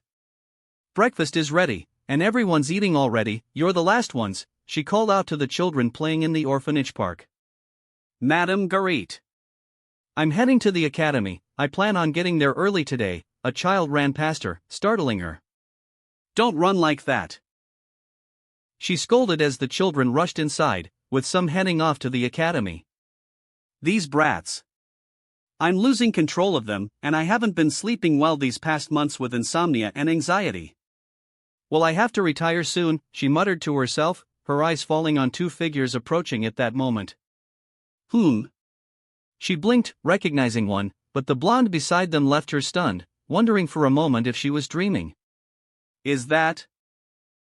she murmured as the blonde smiled and raised a hand in greeting, while the child who had passed by greeted Kushina, recognizing her, but seemingly not knowing Minato as they disappeared into the streets of Konoha, heading to the academy. "Minato," she exclaimed as she approached the gate. "It's been a few years, Madam Garit." "I'm so happy to see you again," Minato said to the woman who had been the closest thing to a mother to him in this world. "Minato." She opened the gate and approached him, her eyes wide, still in disbelief as she touched his shoulder and moved in for a hug. "It's so good to see you're alive," she exclaimed, surprising him as she suddenly began to cry at his return. Minato was speechless, while Kushina stood beside them, still holding the cake in silence. It took Minato about 5 seconds to react as the older woman hugged him and cried, before he slowly raised his arm and returned the embrace. "Thank goodness. I'm so happy. I lost 8 children since this damn war started." I always wondered when a ninja from the village would show up with news of another child who graduated with you or in recent years, dying on the battlefield. I'm just so glad you're okay. She cried as Minato accepted her motherly embrace. Yes. I'm back, mother, he said impulsively, his voice carrying a rare weight of emotion. Chapter 168, I'm back 02. Third person POV. Konoha, year 39. Kushina-san. The children seemed excited as they saw Kushina entering the room with a cake. I think this is perfect for you at the moment, Kushina commented with a smile, while the children were in the middle of breakfast. I think one cake won't be enough for everyone, Minato commented from the side, looking at the children. Many of them he didn't know, but there were others he had seen when they were younger. You underestimate me, Minato, she said with a laugh as she reached the children's table, placing the cake on one part of it and pulling a scroll from her pocket, starting to pull out 2 more cakes while winking at Minato. Then why? Minato was stunned by this. Because I like looking like a woman carrying a cake around? She commented with a mischievous smile, and Minato didn't know what to say. Who's the uncle, Kushina-san? A child pointed at Minato after grabbing a piece of cake. Is he your boyfriend by any chance?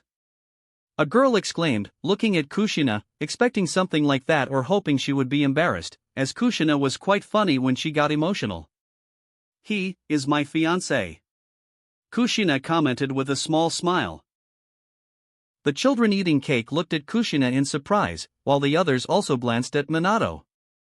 Those who had memories of him couldn't help but express their doubts since they hadn't recognized him right away. Are you Minato Namikaze? They asked. Yes, it's been many years, Aiko. Minato responded to the girl who had asked directly. She looked to be about 10 years old. Minato, the greatest record holder at the academy? The children exclaimed, recalling the name they had heard over the years. Besides Kushina mentioning him, the academy also held him up as an example to follow, though they weren't yet aware he had become a war hero.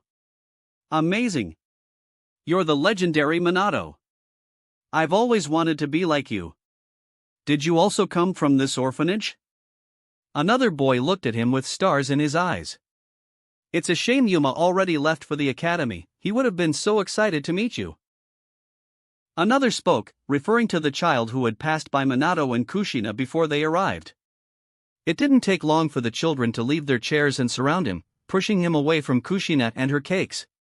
The girl couldn't help but pout, being replaced by the children, but also smiled as she watched Minato being swarmed by them, unsure of how to handle all the questions they were throwing at him. What is going on? Some of the orphanage staff, who took care of and helped with the children along with Madame Garit, appeared, returning from the kitchen and seeing the chaos when the children should have been quietly eating before many of them went to the academy. Sorry about this, Madame Garit gave us permission to come in, Kushina said apologetically. Kushina-san, wait, is that Minato? Some of the women there immediately recognized him. Hello, it's been a while. Minato greeted them with a small smile, while being jostled by the children, who pushed him from side to side with questions.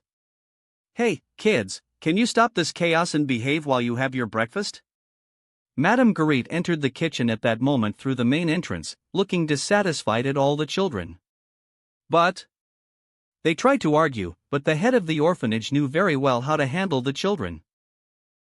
No buts, just sit back down and you can eat or go back to eating the cake that Kushina brought, she said in a firm tone.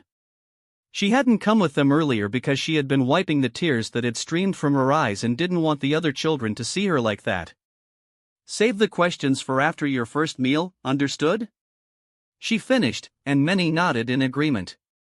But I wanted to ask Minato-san some questions, but we have to go to the academy. Others argued. Minato will be in the village for a few days, so you can ask your questions tomorrow. After all, it's Saturday, and he said he'd come back here, she said to the table. As reluctant as they were, the children nodded while Minato sat in a chair next to Kushina, grabbing his own piece of cake as well. It's actually good. Minato couldn't help but smile at the redhead. you better like it, Databane," she said, while some of the children laughed at their interaction. In the end, the children who needed to go to the academy left, while others went outside to play. Minato, Kushina, and Madame Gurit followed them. The engaged couple ended up helping out at the orphanage while playing with the children. Many wanted to ask Minato for jutsus, but he shook his head, saying they were too young for that. He added that maybe tomorrow he could show them some basics since the academy kids would be there. Madame Gurit was happy to have Minato there. Despite the joy of seeing him, she refrained from asking much about the war for personal reasons. After all, she had lost children who had left the orphanage to become ninjas, a group that varied between those graduating years before Minato's era at the academy and a little after. So the village is starting to send 9-year-olds to war? Minato asked while standing in a corner with Madame Gurit, watching Kushina play with the other children. Yes, we tried to protest against it. I know you went when you were 10. But 9 years old is too much. What kind of role could a child have at that age? It's cruel, and many of them are already dead. At this rate, they'll start sending 8-year-olds soon, she said with a tone of deep dissatisfaction. I understand, Minato murmured, knowing that in the future, yes, the village would send 8-year-olds to the Third World War. Minato and Kushina didn't stay for lunch at the orphanage and, after saying their goodbyes to the staff and children, promising to return the next day, they headed to the Senju clan. They arrived after walking through the village, going to the house next to where Kushina lived. This place feels so empty, Minato murmured, seeing the deserted area. Yes, not even the servants are here anymore. The Senju clan suffered many losses this year, Kushina commented as they found a woman sitting in a rocking chair. She was Dui's wife, who had been living with the Senju clan since her situation years ago. Mito had accepted her, and no one had opposed that wish after her death, allowing the Mai family to live in one of the vacant houses of the clan. Minato. So you're here, she remarked, looking at Minato with some surprise. Hello, Miss Might. I see you're doing well, he said, greeting her. Yes, you're doing well. That's good. I wanted to ask about my husband, but I never thanked you for what you did years ago. So thank you for everything. She knew that Minato had made a significant move when she was about to die, leaving Guy behind while her father was at war. And just as she was about to kneel before him to show her gratitude, Minato stopped her. She was young but still afflicted with a rare illness, even though she was no longer in danger of dying. She always had to make a great effort to do anything. You don't need to do that. Minato touched her shoulder, shaking his head for her not to continue. She was a little surprised but nodded at his request. Let's eat, Minato will make lunch today, Kushina exclaimed as they entered the house. Minato didn't mind cooking, and 20 minutes later, lunch was ready with what was available in the house. He served it, and the older woman was surprised by how good the food was. In the afternoon, he spent time training with Kushina, trying to find a way to create his new Fuinjutsu for chakra absorption. Later in the evening, he mentioned that he was going to the academy, and Kushina nodded, letting him do something on his own so she wouldn't seem too clingy. Just stay over here tonight, okay? She asked, though it felt more like an order than a request. Minato just scratched his head and nodded.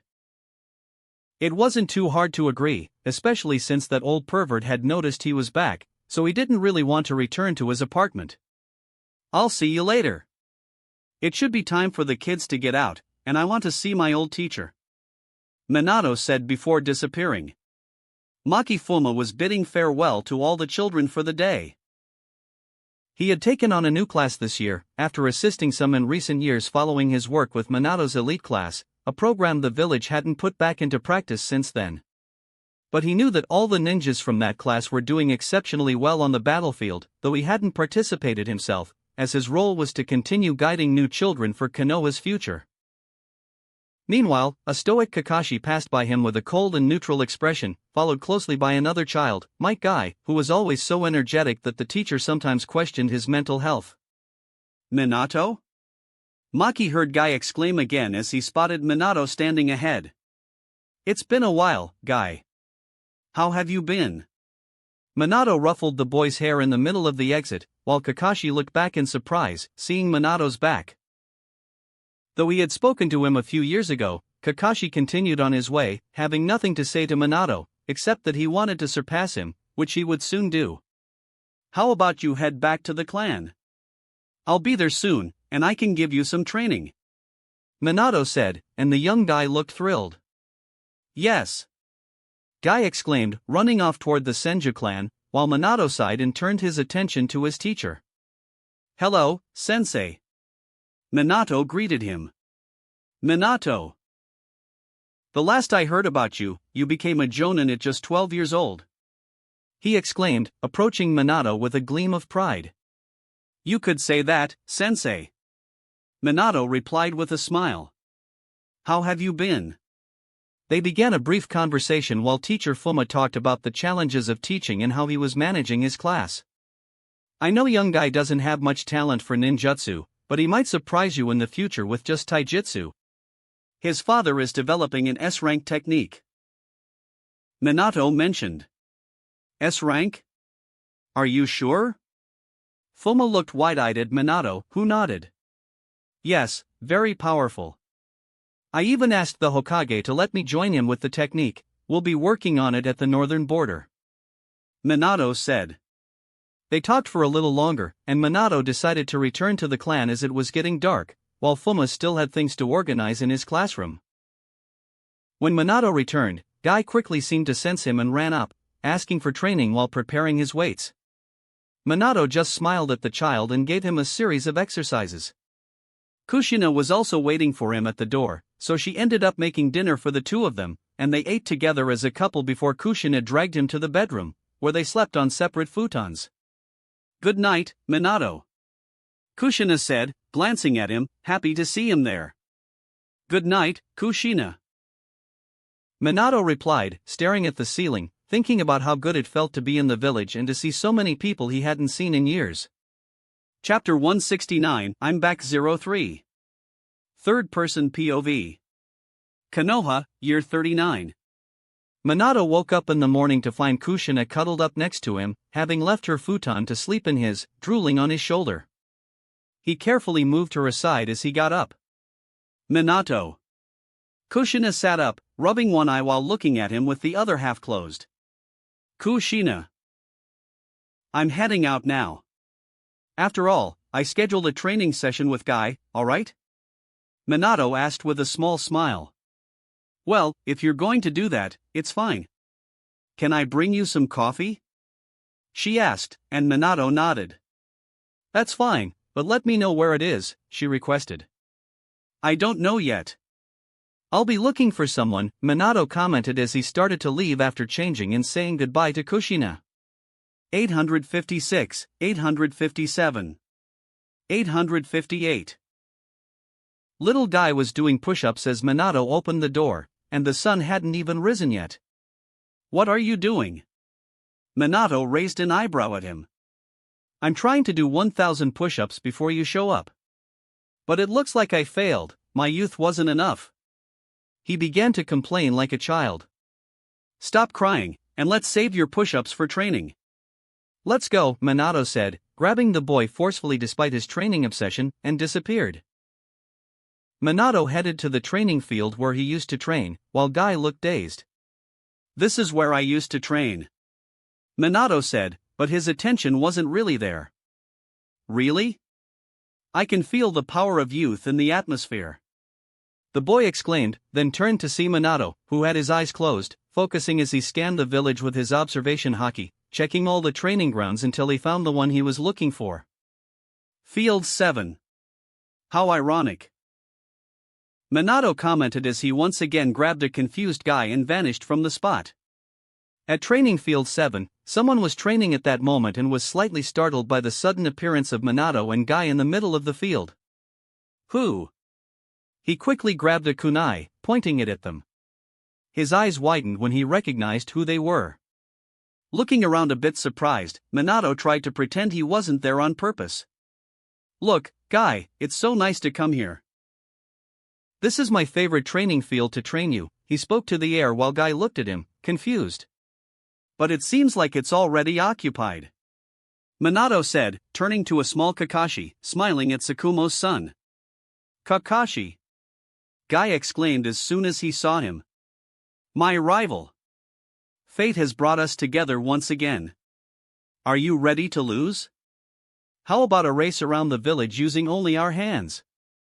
Guy exclaimed, while Kakashi looked at him like an idiot. But before Kakashi could say anything, Minato slapped the back of his head. Stop talking nonsense, you're training with me today, remember? He said. That's right.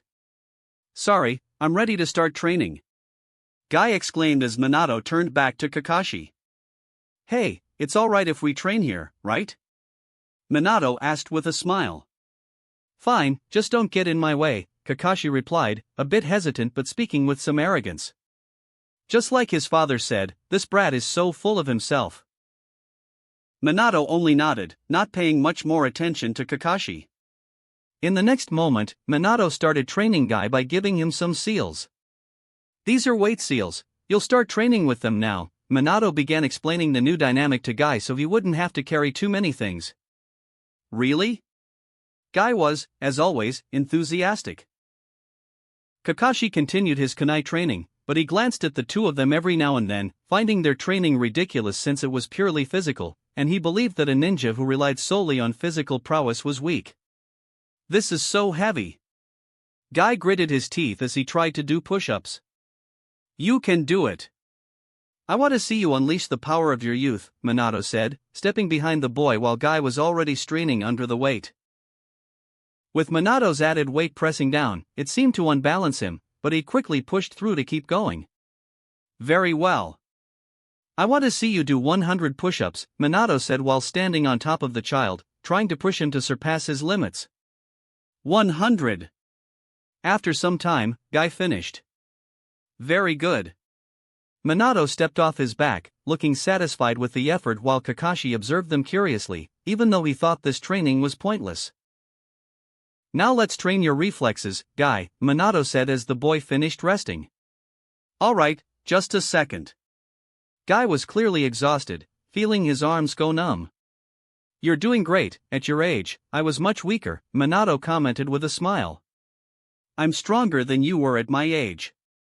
Guy couldn't believe it. Yes, now enough talking, let's continue, Minato said, picking up some stones. Guy saw Minato preparing to attack. When Minato threw the first stone, he moved at a nearly impossible speed, passing by a frozen Guy before hitting the ground, resulting in a massive explosion with just the force Minato put into the object. What? Guy made a grimace as he watched. Even Kakashi looked on with wide eyes, wondering if Minato had used some kind of jutsu, as such strength seemed impossible for anyone to possess in his opinion. One more time, this time I'll aim properly, Minato said, picking up a handful of stones. Wait. Guy was genuinely terrified, but it was too late as Minato started hurling more and more stones, all flying at high speeds. Boom! Boom! Boom! Boom! Boom! Boom! The explosions continued as a 5-year-old boy fought for his life amidst the blasts of small stones hitting the ground. The forest behind him began to break apart as the stones destroyed the trees. Well, this is too easy. Minato murmured, while Guy, who was already crying and thankful to be alive, saw Minato picking up a rock larger than him, holding it above his head with his own hands. Try to dodge this. Minato said, tossing the rock, which came crashing down on the little Guy, making him run away immediately as the ground exploded. This is good, this was a training session to help you withstand pressure, Minato said, satisfied with Guy's performance, as the boy continued crying on the ground. Minato! You went way too hard. Guy couldn't help but mutter. Doing exercises while shouting was one thing, but having his life at risk was a completely different matter. How did you get so strong? Guy was about to ask when Kakashi approached them. Are you interested in my training too? Minato smiled, looking at Kakashi. Kakashi didn't know what to say, he didn't want to be in Guy's position. Well, if you want to find out, you'll have to go through my training. Besides, I'm not accepting clones, so bring your real self, Minato said. Before Kakashi could react, Minato placed a finger on his forehead, flicking him, and Kakashi exploded into a puff of smoke. What? Guy jumped, looking at Minato and crying even more. How could you? You killed my rival, he exclaimed in despair. It was just his shadow clone, that Kakashi really lives up to the name of someone who would break all records this year. Minato commented with some admiration. Kakashi was at his clan's compound when he frowned. He had been sending clones to different places to train and become stronger. With these jutsu alone, he could graduate from the academy, and he planned to do so soon, but he wanted to spend some more time training. Now, as he received the memories, he found himself in a dilemma. Kushina finally sensed Minato's chakra after searching for him a bit, even going to his old training ground. She eventually found him in a peculiar scene, watching two 5-year-old children, one being Guy and the other a white-haired boy, carrying giant rocks on their backs while walking around the area. I won't lose, Guy exclaimed, gaining a slight advantage over Kakashi, who didn't have as much physical training, falling behind while gritting his teeth. Kakashi didn't even know why he was here, but he decided to listen to Minato's words. Kushina. Minato, with his arms crossed, supervised their training, while his gaze fell on Kushina as she approached. Minato, are they going to be all right? Kushina asked, a little worried about the children. She knew Minato had been training like this for many years, but she couldn't help but be concerned. After all, almost no one had Minato's monstrous physique. They will be. Although they'll have some muscle issues tomorrow, their bodies should get used to it as they channel chakra into their joints to strengthen them, Minato spoke calmly. Kushina ended up joining them as he had his first meal. Guy and Kakashi joined them as well. Guy was animated, while Kakashi remained silent and somewhat arrogant. Kushina tried to strike up a conversation with him, but he was a boy of few words. In the end, Minato continued to train them a bit more, with Kushina watching by his side. Well, that's it for today. This will be your training routine until I return from the war, Minato declared. Why are you here and not at the war? Kakashi approached Minato at that moment. Because I'm taking care of some things, Minato replied in a calm tone. But a ninja should always be fighting, Kakashi murmured. Maybe, but a ninja also has a life, and important comrades he must pay attention to, Minato answered. Kakashi didn't quite understand this, still looking at Minato as if he were wrong, while Minato sighed. Besides his prior knowledge, Minato's own father had warned him that his son might be heading down a wrong path. Anyway, we're leaving, Minato turned back to Kushina. Kakashi quickly glanced to the side as the leaves of the trees rustled, remaining alert in case it was an enemy. Ha ha ha. We're surrounded all the time, don't be so tense, the trees are full of Umbu ninjas, Minato said, laughing. After all, this was Kushina's security detail. In the end, Minato and Kushina went to have lunch at the orphanage, with Guy tagging along. Minato spent the entire afternoon with the children, showing them some secrets he had developed during his academy days. Despite not having much of a social life back then aside from a few friends, he had trained relentlessly. The next day was Minato's last day in the village. He trained Guy and Kakashi in the morning and spent the afternoon with Kushina looking for a plot of land to buy. They ended up choosing one on the edge of the village, avoiding the hustle and bustle of the center. Unlike the Uchiha, who felt offended by having such a location, Minato sought peace and tranquility. The plot they closed on was also far from the training grounds. That evening, Minato trained with Kushina in Fuinjutsu, and she had a sad look in her eyes, even as she ate her meal. After all, Minato was leaving the next day, but he still had his duty. More than that, he was about to take a new step in his power scale, beginning his training with armament hockey. He hoped to gain enough strength to protect Kushina and everyone else. Chapter 170, Heading to the Northern Border 01. Third-person POV. Konoha, Year 39. The next day, Minato was standing at the village gate with Kushina. So you're leaving. How long do you think you'll be at war? I mean, how long do you think this war will last? She asked cautiously. Maybe another 2 years. Now that we have the Hokage's approval of Tsunade's project, it won't be long before we turn all the battlefields in our favor to the west of the country. Then, we can start sending more forces to the other sides, Minato said. I see, then I'll wait for you.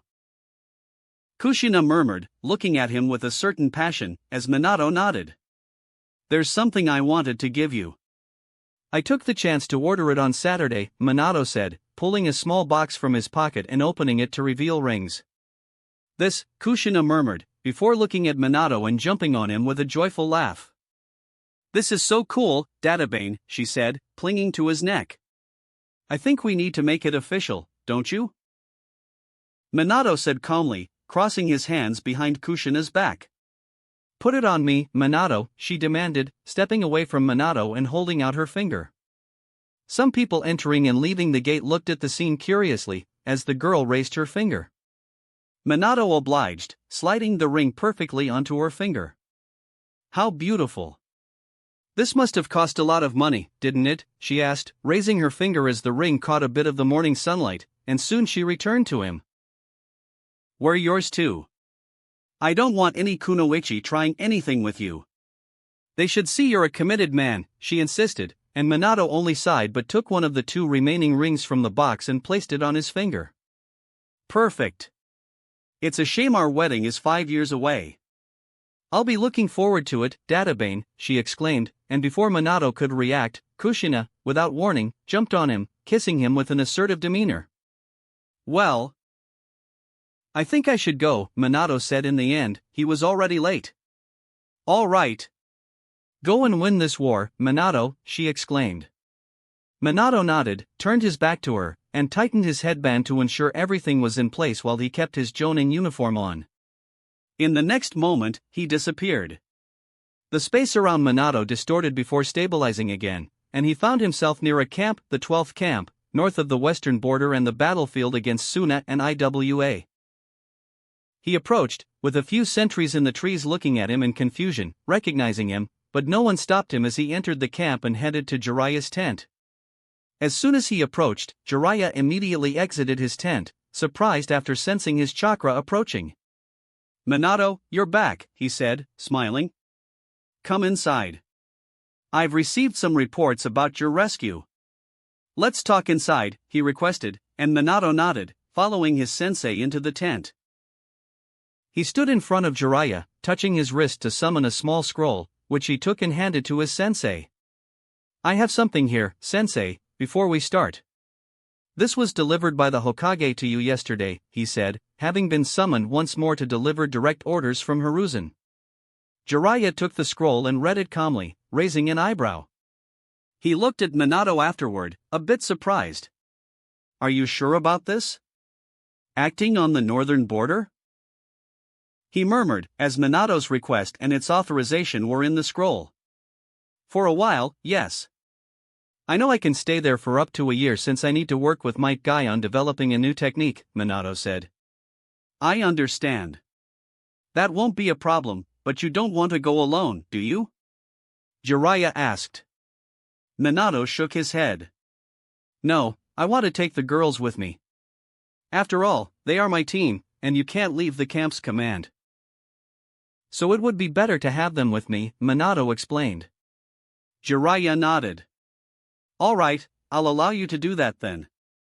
Just come back soon, I'm feeling like a lousy sensei, after all, I couldn't teach you everything I could have, he said.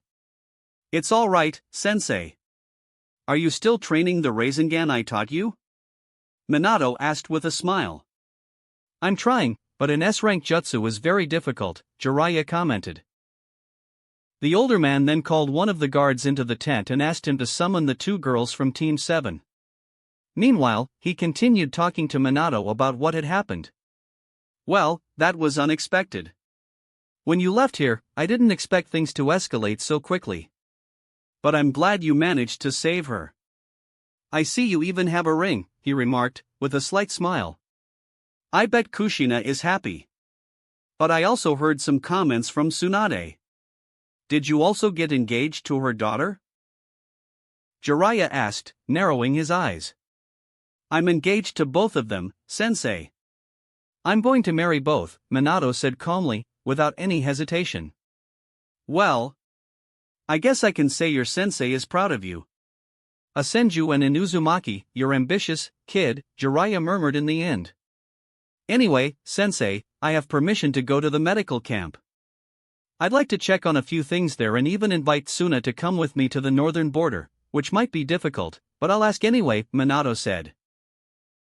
No problem. You can do that, Jiraiya replied. Minato, if you're staying here for a few days, you'll be free. There's no reason to tie you down to camp duties, he said. At that moment, Makoto and Hanabi entered the tent, looking at Minato. We heard what happened. Is Kushina okay? Makoto asked immediately. Minato nodded. Yes, she's doing very well now. Anyway, I have some news. I'm heading to the northern border, he said, leaving Makoto and Hanabi wide-eyed. Minato continued before they could say anything. I plan to take you both with me.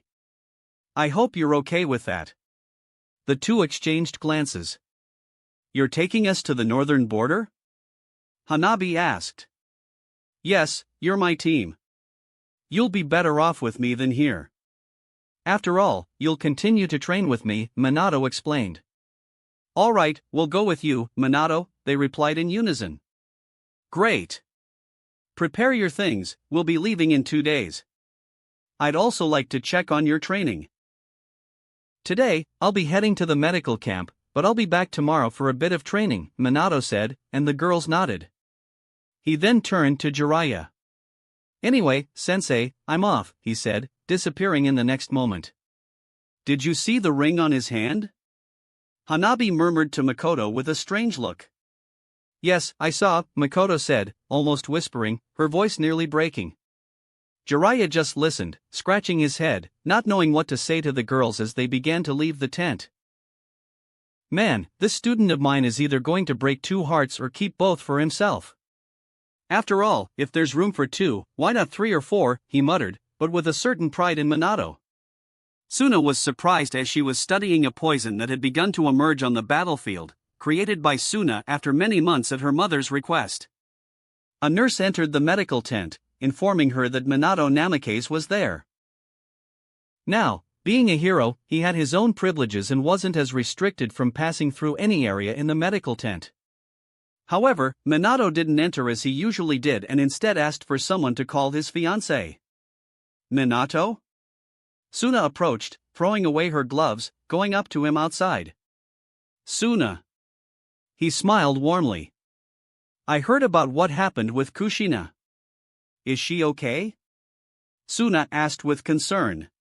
It was obvious the news had already spread among the camp leaders. Yes, she's fine. How about we talk somewhere else?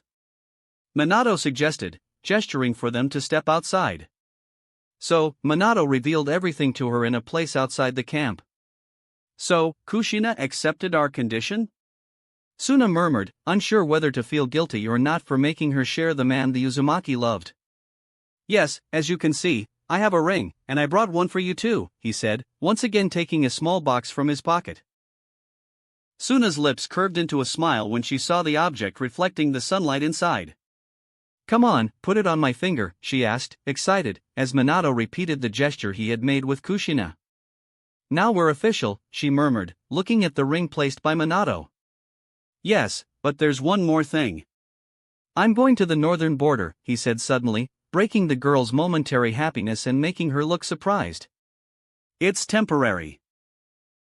I even thought about asking you to come, but I bet you won't be able to, right? Minato asked. No, I'm still in training with my mother. We're almost entering the final stage, she said.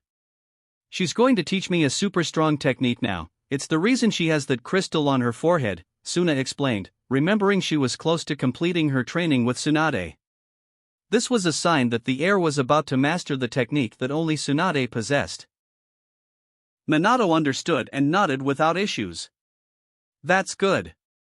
Speaking of which, I'll be staying here today, but I also want to talk to your mother. I have some important news from the Hokage, Minato commented, pulling out a second scroll. She nodded and led Minato to her mother's tent, where Tsunade was giving orders to a group of medical ninjas. They waited at the entrance while Tsunade had already noticed Minato and Suna from the corner of her eye but continued her meeting until it concluded. You know, I'm becoming a very powerful medical ninja, Suna suddenly said. I can imagine. You might even surpass your mother, Minato replied. It was at that moment that Tsunade ended the meeting and approached them, her eyes narrowing, especially as she looked at Suna's fingers. So, you managed to rescue Kushina. That's very good, brat, Tsunade murmured, eyeing Minato sharply. But I see you're rushing things. I don't recall giving permission for you to marry my daughter yet, she said, not seeming pleased with the ring on Suna's finger. Mother! I'm going to marry Minato. Suna stomped her foot quickly. Tisk, Tsunade clicked her tongue, but Minato was quick to intervene before the argument could start. Here, an important order from the Hokage. A group of ninjas will come here to provide more information, but your sensei asked me to give you a heads up, Minato said, handing over the scroll. Let's see, she murmured, beginning to read, before becoming quite stunned by what she was reading. He approved my program, she couldn't help but exclaim. Mother? Suna looked surprised at this, while Tsunade turned back to Minato. You did something, didn't you? She couldn't believe it. Of course, I've always believed in your project and convinced the Hokage with my achievements for the village. I'm here to support my mother-in-law, he said, flashing a bolder smile. I'm very happy about this, brat, but I haven't given you permission to call me that, she retorted. That wraps up this part of What If Transmigrated as Minato Namikaze. Thanks so much for listening. As always, new parts drop every 4 days, so be sure to stay tuned. Also check out my Patreon channel for early releases of all the series, where you can find all the series released one day ahead of YouTube. If you enjoyed the video, don't forget to like, subscribe, share it with your friends, and please consider supporting the original author as well. See you in the next one.